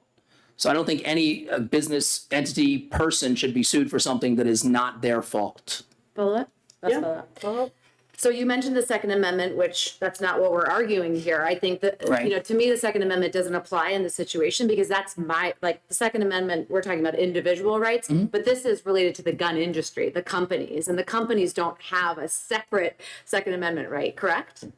They have the same right. The individuals in those companies would have the same rights you or I would have, but I don't know where you're going with it. Right, but we're talking about, so you said that the reason why I asked you. Oh, no, they're not protected as an industry by the Second Amendment. Correct. In that sense. In the legal sense for a defective product, nobody would be protected from that. Okay, last follow up. We're almost there. Okay, we're last. Okay. So you had raised the Second Amendment as a reason why the gun industry should enjoy the same limited liability as vaccines, and so that's what I was saying. I don't understand. Okay, I understand what you're saying, and maybe I wasn't clear. The industry doesn't deserve, or it doesn't have a Second Amendment right to what we're discussing, but everyone else has a right to keep and bear arms that's legally allowed to own them, and to limit the ability of those individuals to purchase products, to exercise their right, in fact, limits the Second Amendment right. So if there was a lawsuits that shut down all the gun manufacturers and made it either very expensive or very difficult to come by, that directly affects my rights and everyone on this panel's rights to own a firearm. Okay, follow up. But okay, Senator, I think we're bordering on being argumentative, and we really. Well, this is the last one, but okay, yeah, heard that like 3 times. But you're not because he keeps saying something else. But that's not what this bill does, right? This bill does not shut down the manufacturer. It just provides a special category of limited liability for one industry, correct? I'm not sure what else to say at this point. So, all right, Senator Abbas. Thank you, Madam Chair. If RSA 508:21 were repealed, and there was a situation where there was an unlawful use of a firearm where someone shot someone else on purpose, what theory of liability would someone have against a gun manufacturer? I'm not an attorney, so I wouldn't be able to speak to that. But I'm sure that the case will come about very quickly, and the pressure on the industry, especially in New Hampshire, would be profound. Thank you. Okay, I want to try to understand this because there's been a lot of back and forth, Yeah. especially about vaccines. Our vaccines, do they have limited liability? Because I ask because you are a physician, Retired foot and ankle surgeon. retired. You practiced medicine for a while. Yeah. So they're exempted from civil liability related to adverse vaccine caused events, according to the National Childhood Vaccine Injury Act. So they're actually exempt from adverse events from their vaccine. So if the vaccine directly causes something negative, they are completely immune from that. And there's also, I forget the name of the fund, but there's a national fund to pay for victims. So I don't know. It's a much greater protection than even the firearm industry would have with a limited liability under this Okay, current RSA. because it appears we're talking about two different things, and we kind of got sidetracked this way, because the way that I look at it is this bill is seeking to repeal the limited liability for the manufacturers, distributors, dealers, or importers of firearms or ammunition. So they both have limited liability, but it's very different for the two of them in how that's defined. So when we had the testimony from Senator Altschiller about Sig Sauer, that the gun fires without a trigger pull, I'm not sure is the issue because they did not issue some sort of public warning, rather than what they did do was to announce a voluntary upgrade program. I'm not sure if that's really what this is about. I don't think so either. Because I don't know how it would it's affect it. Yeah. Okay, I mean, do you know of, I mean, we might have touched on this, other industries, manufacturers that make a product, say someone who has a car, manufactures a car, do they have limited liability with their product? Similar to this in the vaccine language, I don't know of any specifically, but you also don't see a lot of cases going through very effectively because they just keep getting dropped. Like when they sue Anheuser-Busch. Anheuser-Busch did have a big lawsuit about a product, I forget the name of it, some kind of margarita something product. And they did have to compensate. It was a big class action suit. People who thought they were getting tequila in their Anheuser-Busch product and they weren't. That's actually deceptive marketing. That's different. And the firearms industry is, even with this in place, would be susceptible to such deceptive marketing practices or any class action for something similar. Okay, thank you. Are there any further questions? Okay, seeing none, thank you. The chair will call Jay Simkin.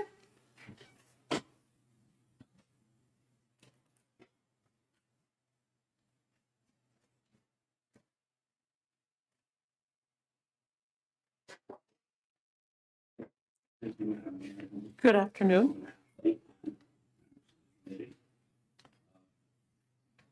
Thank you. Thank you, Madam Chairwoman and members of the committee. My name is Jay Simpkin. I'm a resident of Nashua, New Hampshire, and have been so for a tad short of 30 years. As here relevant, I've been a federally licensed firearms dealer for a few months short of 40 years, again, 30 of those in New Hampshire. Senate Bill 247, if enacted, will subvert public safety. So those who prefer to live in a high crime state, I would suggest they move to Massachusetts.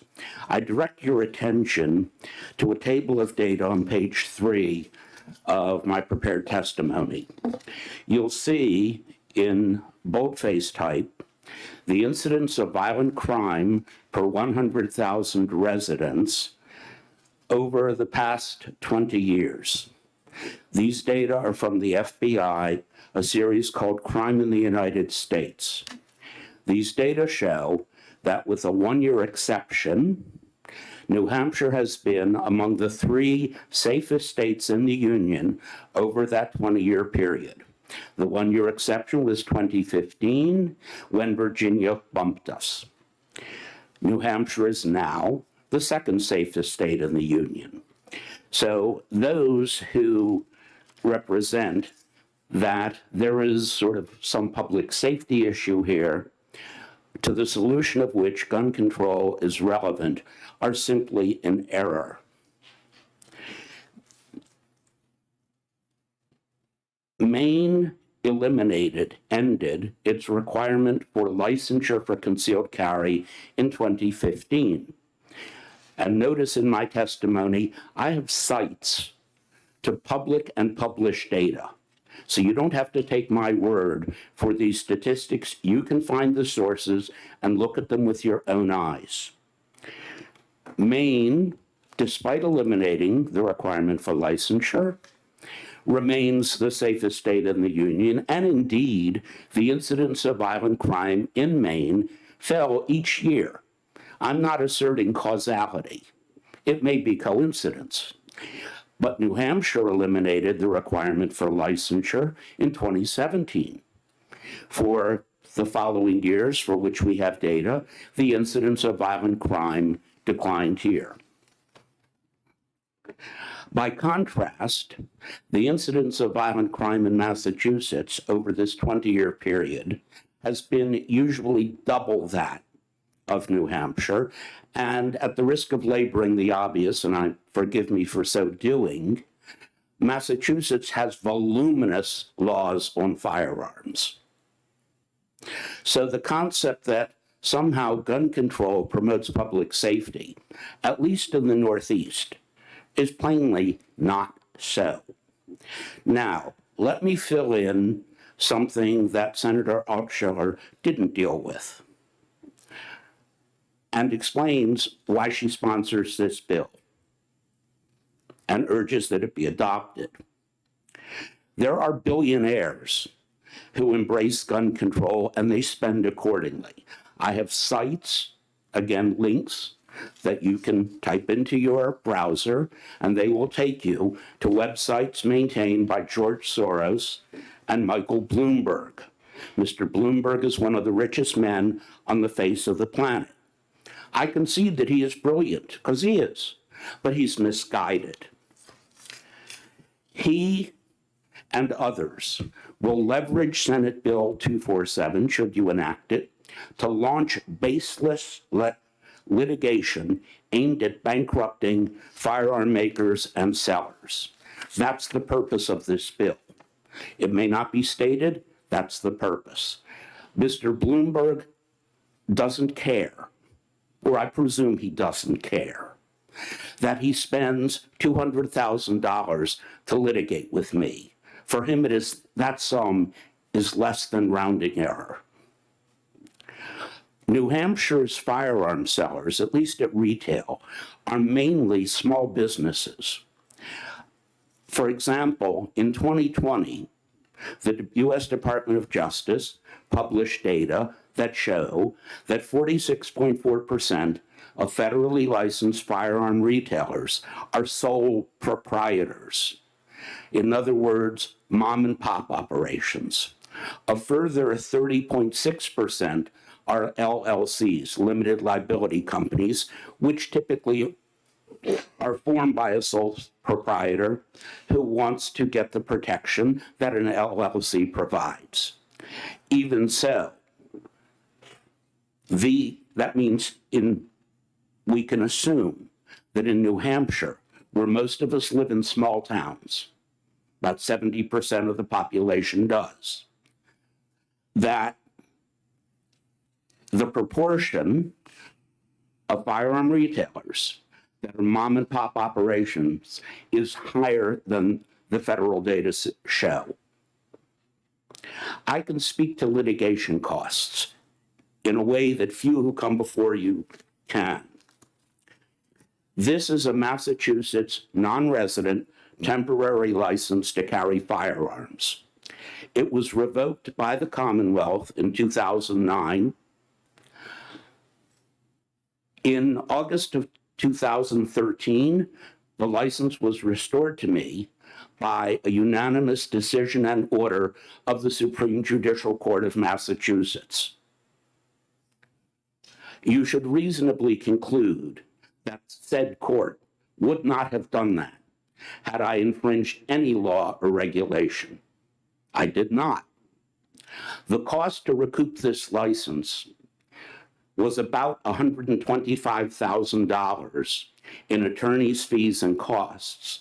And that was with me doing most of the law research and drafting pleadings for my attorney's review and signature. Had I not done that, I'm guessing the cost would have been closer to $200,000. Okay, how many small businesses can write those checks? So this bill is intended to clear the way for selective litigation, the purpose of which is to inflict financial damage on firearm sellers, forcing some into bankruptcy and moving others to exit the business. And this is the answer to your question as to how does this affect Second Amendment civil right to be armed?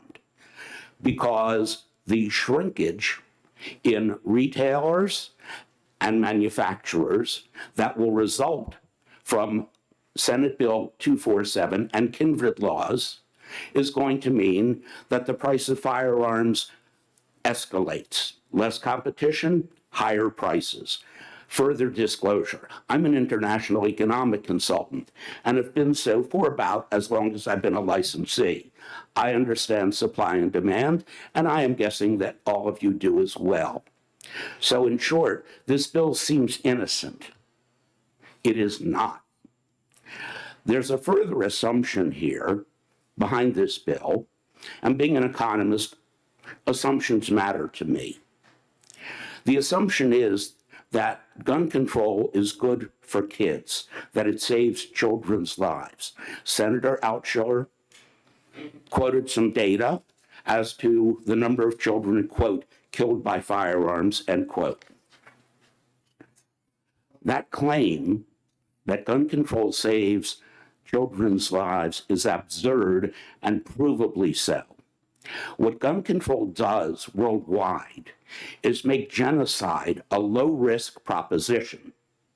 It does so by ensuring that the intended victims are disarmed. That makes it easier for a genocidal politician to recruit the thousands of helpers needed to commit the murders. I offer an example: Soviet Russia.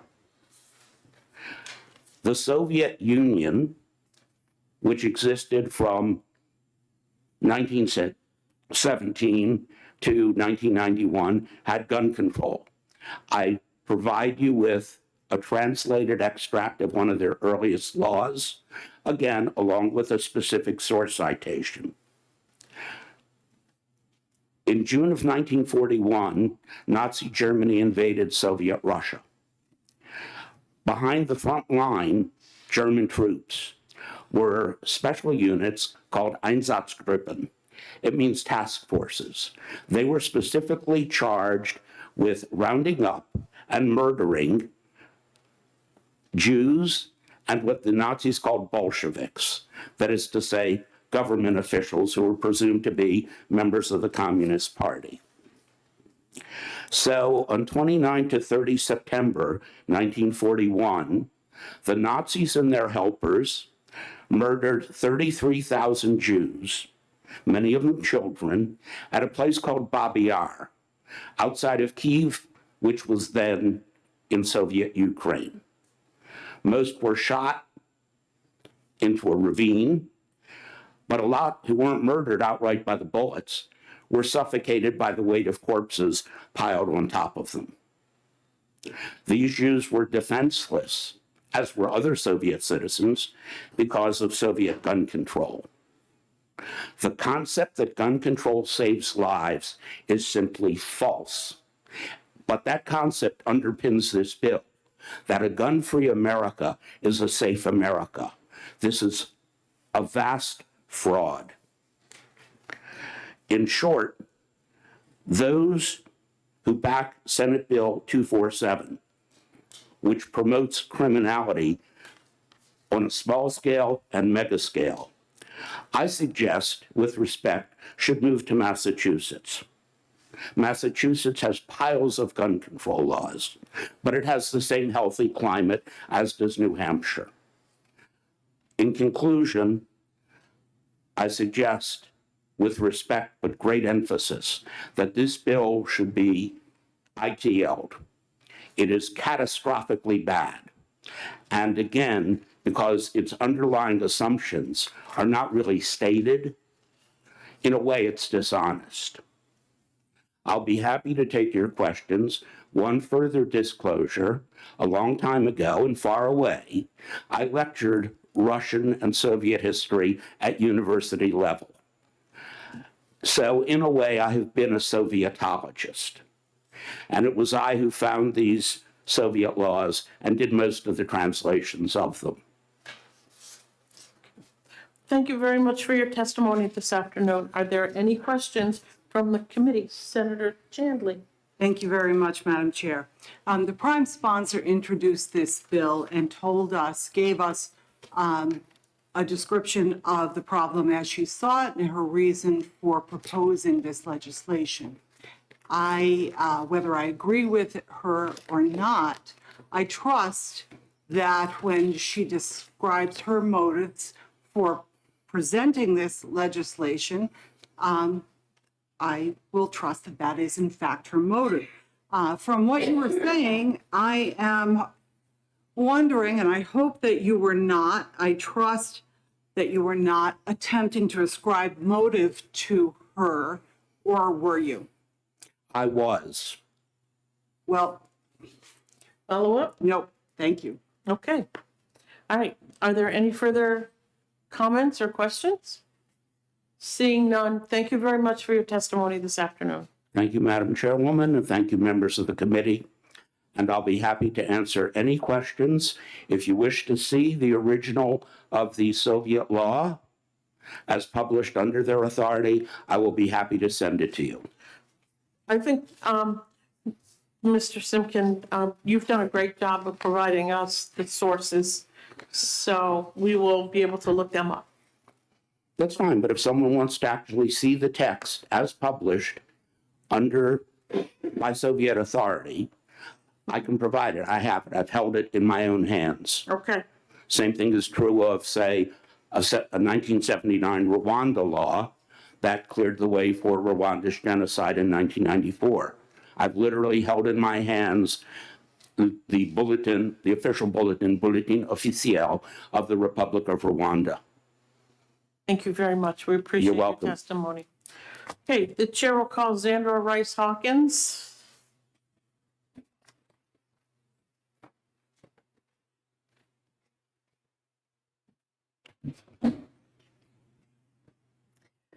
Good afternoon. Good afternoon. My name is Andrew Rice Hawkins. I'm the State Director of Gun Sense New Hampshire, a project of Granite State Progress. We have been tracking and weighing in on firearms policy at the state and federal level since 2009, and are a member of the New Hampshire Gun Violence Prevention Coalition. We are here today in full support of Senate Bill 247. With nearly every other industry in the United States, civil liability can be used as an important check on irresponsible and harmful industry practices. But the gun industry has enjoyed enormous exemptions from liability and accountability in New Hampshire since 2003 and at the federal level since 2005. You heard a little bit earlier some of the harmful practices that this has created. And I want to note one thing in particular. It came up about the Protection of Lawful Commerce in Arms Act. The reason that that law was promoted, lobbied for, and passed was actually because there were a series of successful lawsuits in the 1990s that resulted in court judgments holding certain members of the firearms industry liable for particularly reckless practices. So those were legitimate claims that found footing in courts. But instead of comprehensively reforming business practices in response, the industry instead lobbied to take away any kind of immunity, or to take away any kind of a liability, and to put into place instead immunity laws in states and at the federal level. We have a lot of concerns about what this has meant. Victims should have a right to pursue charges when it is clear that there were industry practices that contributed to the death or the harm of a loved one. We know from across the nation that there are several families who've lost their children, their parents, their sisters, their brothers, who have attempted to pursue these policies, but because of broad gun industry immunity, something that we do not afford to other industries, they have been locked out from being able to seek those damages and to prevent other deaths from happening. Here in New Hampshire, we actually have a very interesting case that was just again in the news last week. We had a firearms dealer sell a firearm to an individual who had not passed a background check, but had been tied up in the gun line for a couple of days. So we all know there's a 3-day limitation. They have to allow the sale to go through, but the gun owner or the gun dealer can choose not to make that sale, despite outreach from several members of law enforcement and others about the danger of selling this particular individual a firearm who had a dangerous pattern of behavior and a history of threatening harm to themselves and others. That sale was allowed to go through. And he ended up shooting 2 police officers in our community. Those 2 police officers have been trying to get some kind of accountability for what happened to them. They have been tied up in court proceedings. The courts have dismissed their case. They're up with a repeal. You can check this out in WMUR. It was just up and running last week. But these are the types of cases that happen. People are being harmed by some of the practices that could be prevented, either by passing laws that close background check loopholes, institute extreme risk protection orders, have safe storage of firearms, or by putting the industry in a place where they have to be held accountable for their actions to make sure that sales are not happening to somebody who is potentially a threat to themselves or others, even when that information is present to them. Locks on our firearms are a very simple thing that if the industry had any kind of pressure accountability would already be happening, but because of immunity laws, have no incentive to do so.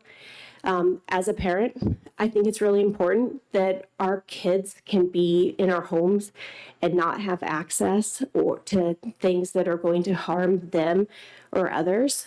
And yet we allow firearms to be in our homes without any kind of safe storage practices, gun locks, other things like that.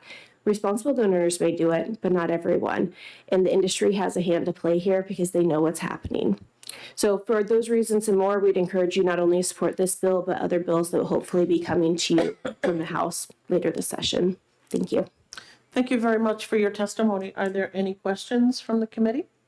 Okay, seeing none, thank you very much for your testimony. May I add one thing that I forgot to add? I would just encourage the committee to look at Chapter 508, where this law currently exists in New Hampshire. All of the other policies in here are about consumer protections. This is the only piece of that entire chapter that removes consumer protections. The other ones around making sure that victims have right of process, that there's a timeline so that every party's treated fairly. This is the only one that gives broad immunity. Thank you. Thank you. Okay, are there any other members of the public that would like to speak to Senate Bill 247? Okay, seeing none, we'll close the public hearing. Okay, there might be a couple of bills that we can probably exec. We do have a bunch of them. We have Senate Bill 255 with the expectation of privacy. We are expecting an amendment to be coming in. I'm sorry, Matthew.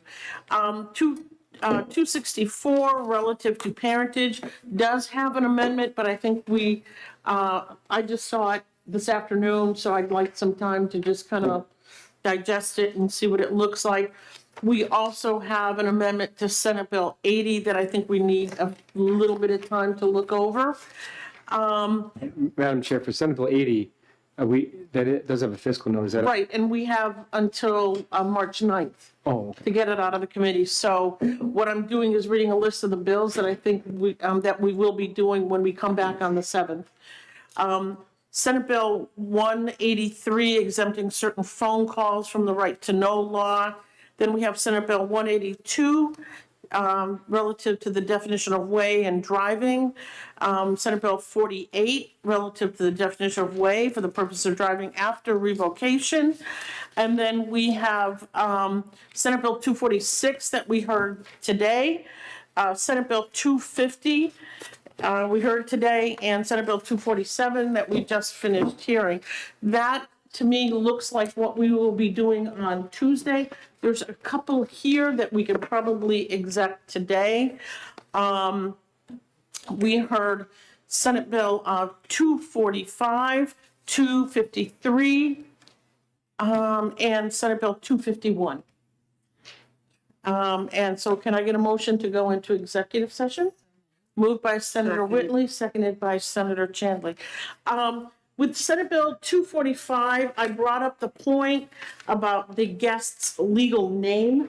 I think that needs to be included. So I think if we can get a committee amendment, can I get a motion on the underlying bill? I'll move on to pass. Okay, Senator Chandler moves on to pass, seconded by Senator Whitley. So what we would do is cross out, where it says book or system and cause. And I think we should have book or card system, and then it says cause each guest to sign the guest's legal name or name by which the guest is commonly known by. And that would be the amendment. Commissioner Shannon. Yeah. See, yeah, I wrote it down in the bottom. Okay, so it would be. So we just want to make sure we're getting it in the right place. So right here, It goes. I'm sorry, so here, we would add the guest's legal name or name by which the guest is commonly known as. Okay. Okay, so That's fine. I did, while we were in recess, I was trying to figure out if there was any other place in our law which there is. requires, But this one specifically mentions the police and the sheriffs. And so if they're going to go by this one as opposed to the other one, we should make sure that the police, that the person uses their legal name. And that way it's not going to be a problem. So, yeah, okay. So I'm gonna show Matthew so he has it. Yep, that's fine. So I would move that amendment. Okay, is there a second? Seconded by Senator Gannon. Is there any further question on the amendment? I was just surprised with the underlying law that, whether this bill goes forward or not, that a hotel has to disclose a document to law enforcement without any reason whatsoever. That's just very rare to see that in the law.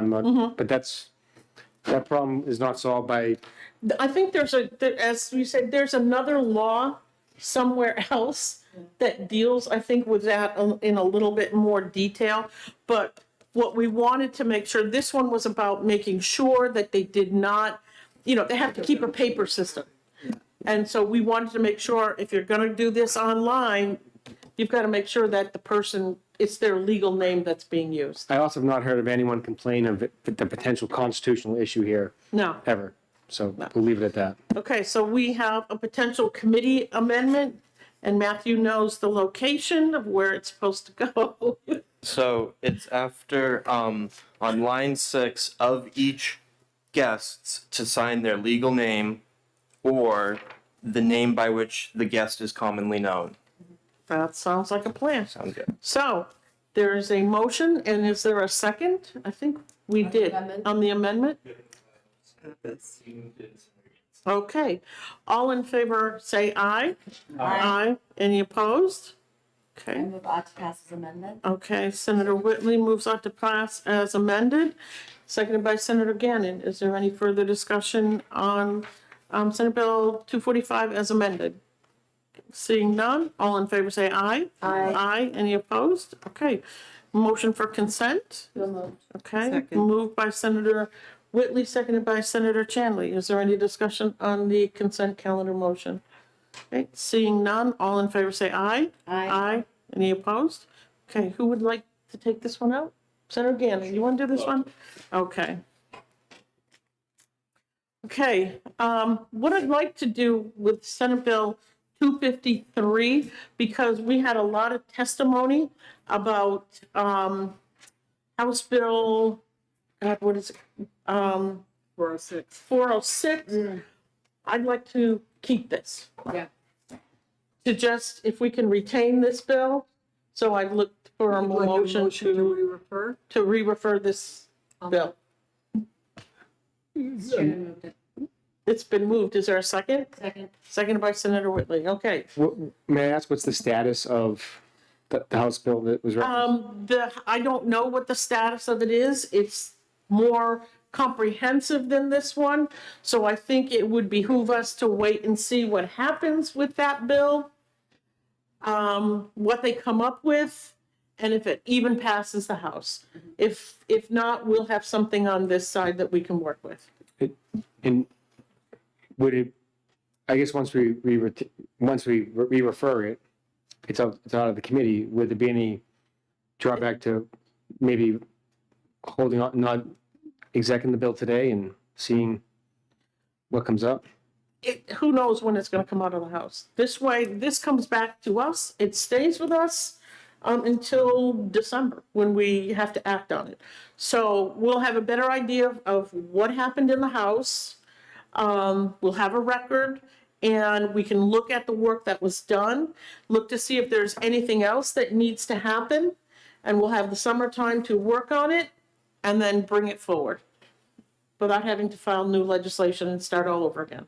Because I think in respect to the domestic violence issue raised, that would just be a reference to RSA 173-B. That's if, let's say, a parent is subject to a domestic violence restraining order and the petitioner or plaintiff is the child. Yeah, so reference to that, then if you had 173-C, that is communications between the domestic violence counselor and the victim. You want to maintain that privilege. So a simple reference to that, but I guess then there's only one other RSA. I thought it was suggested maybe the wrong RSA was listed. So I think also, Senator, there's some confusion about HIPAA. What does HIPAA say we have to do?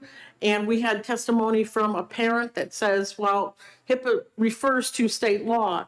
So if we are going to have a state law, I think it needs to be very comprehensive. And that's why I said holding on to this, let's look and see what the House comes up with, because they're doing the work.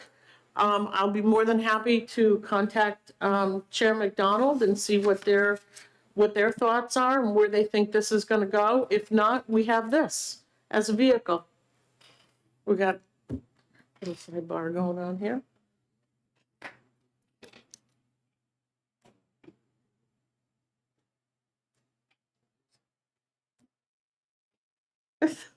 I'm like, okay. Well, I'm not going to convince. don't be shy, Senator Gannon. I'm not. I think you can do it.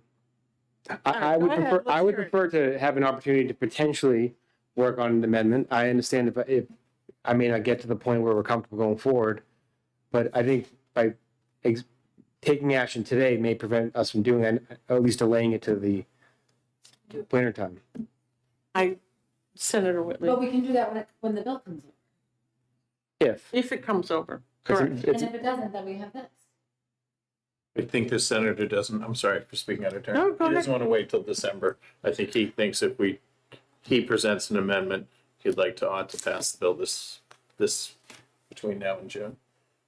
Well, my concern is if you've got something in the House, they kill it, then we have something that we can work with. Because if we get something passed, they could still kill it anyway. So now we've got nothing. We've got absolutely nothing. But at least we would have this, and you can look to see what they did, what changes they made, how, and obviously if they kill it, those changes weren't going to work. So it's going to give us a better idea on what needs to happen. We can work on it during the summertime and figure out what needs to happen and then move it in December rather than waiting all the way till June. Because now you've got to file another piece of legislation and it's got to go through a public hearing again, all over. So this way, if we have this, we have by rules, we have to get something out within the first 4 session days. So what we usually try to do is get rid of these holdover bills the first session day that we have in January. So now this, hopefully, if we can get this right, we can get it out of the Senate and it's going to go to the House instead of starting all over again. No, I appreciate that. It's more about the process than anything else. All I was suggesting was if we didn't take any action today, could we perhaps discuss this next week or Well, we're not in session next week, so. first week of March? If you want to have that discussion in March, I'm more than happy to do that. We're going to have a pretty busy day anyway. And that's why I thought this was one that we could probably retain here in the committee. Let's wait and see what happens in the House. It seems like folks are working on it in the House. The House version, which we had testimony on, was more comprehensive than this one. So let's see what they come up with, because if they pass it, then we can take a look at those 2 sections concerning domestic violence. If they're not in that bill, we can add them, or whatever else we come up with while the bill is in our possession. It's going to give us more time. That's what we're talking about, is time. I'm just saying, the consequence of waiting to the first week of March, could we, perhaps maybe the House may have the same rationale and not take action. So I'm just kind of throwing it out there. We don't know what the House is going to do. What I'm trying to do is protect this piece of legislation, Senator. That's all. By giving us time. That's all. So, okay, so we have a motion to retain. Is there any further discussion on retaining this piece of legislation? Yeah. Okay, all in favor say aye. Aye. Aye. Any opposed? No. Nay. Okay, so, okay, 2, 21, 23, 32, and I will take this one to the floor. Okay. And this is to refer.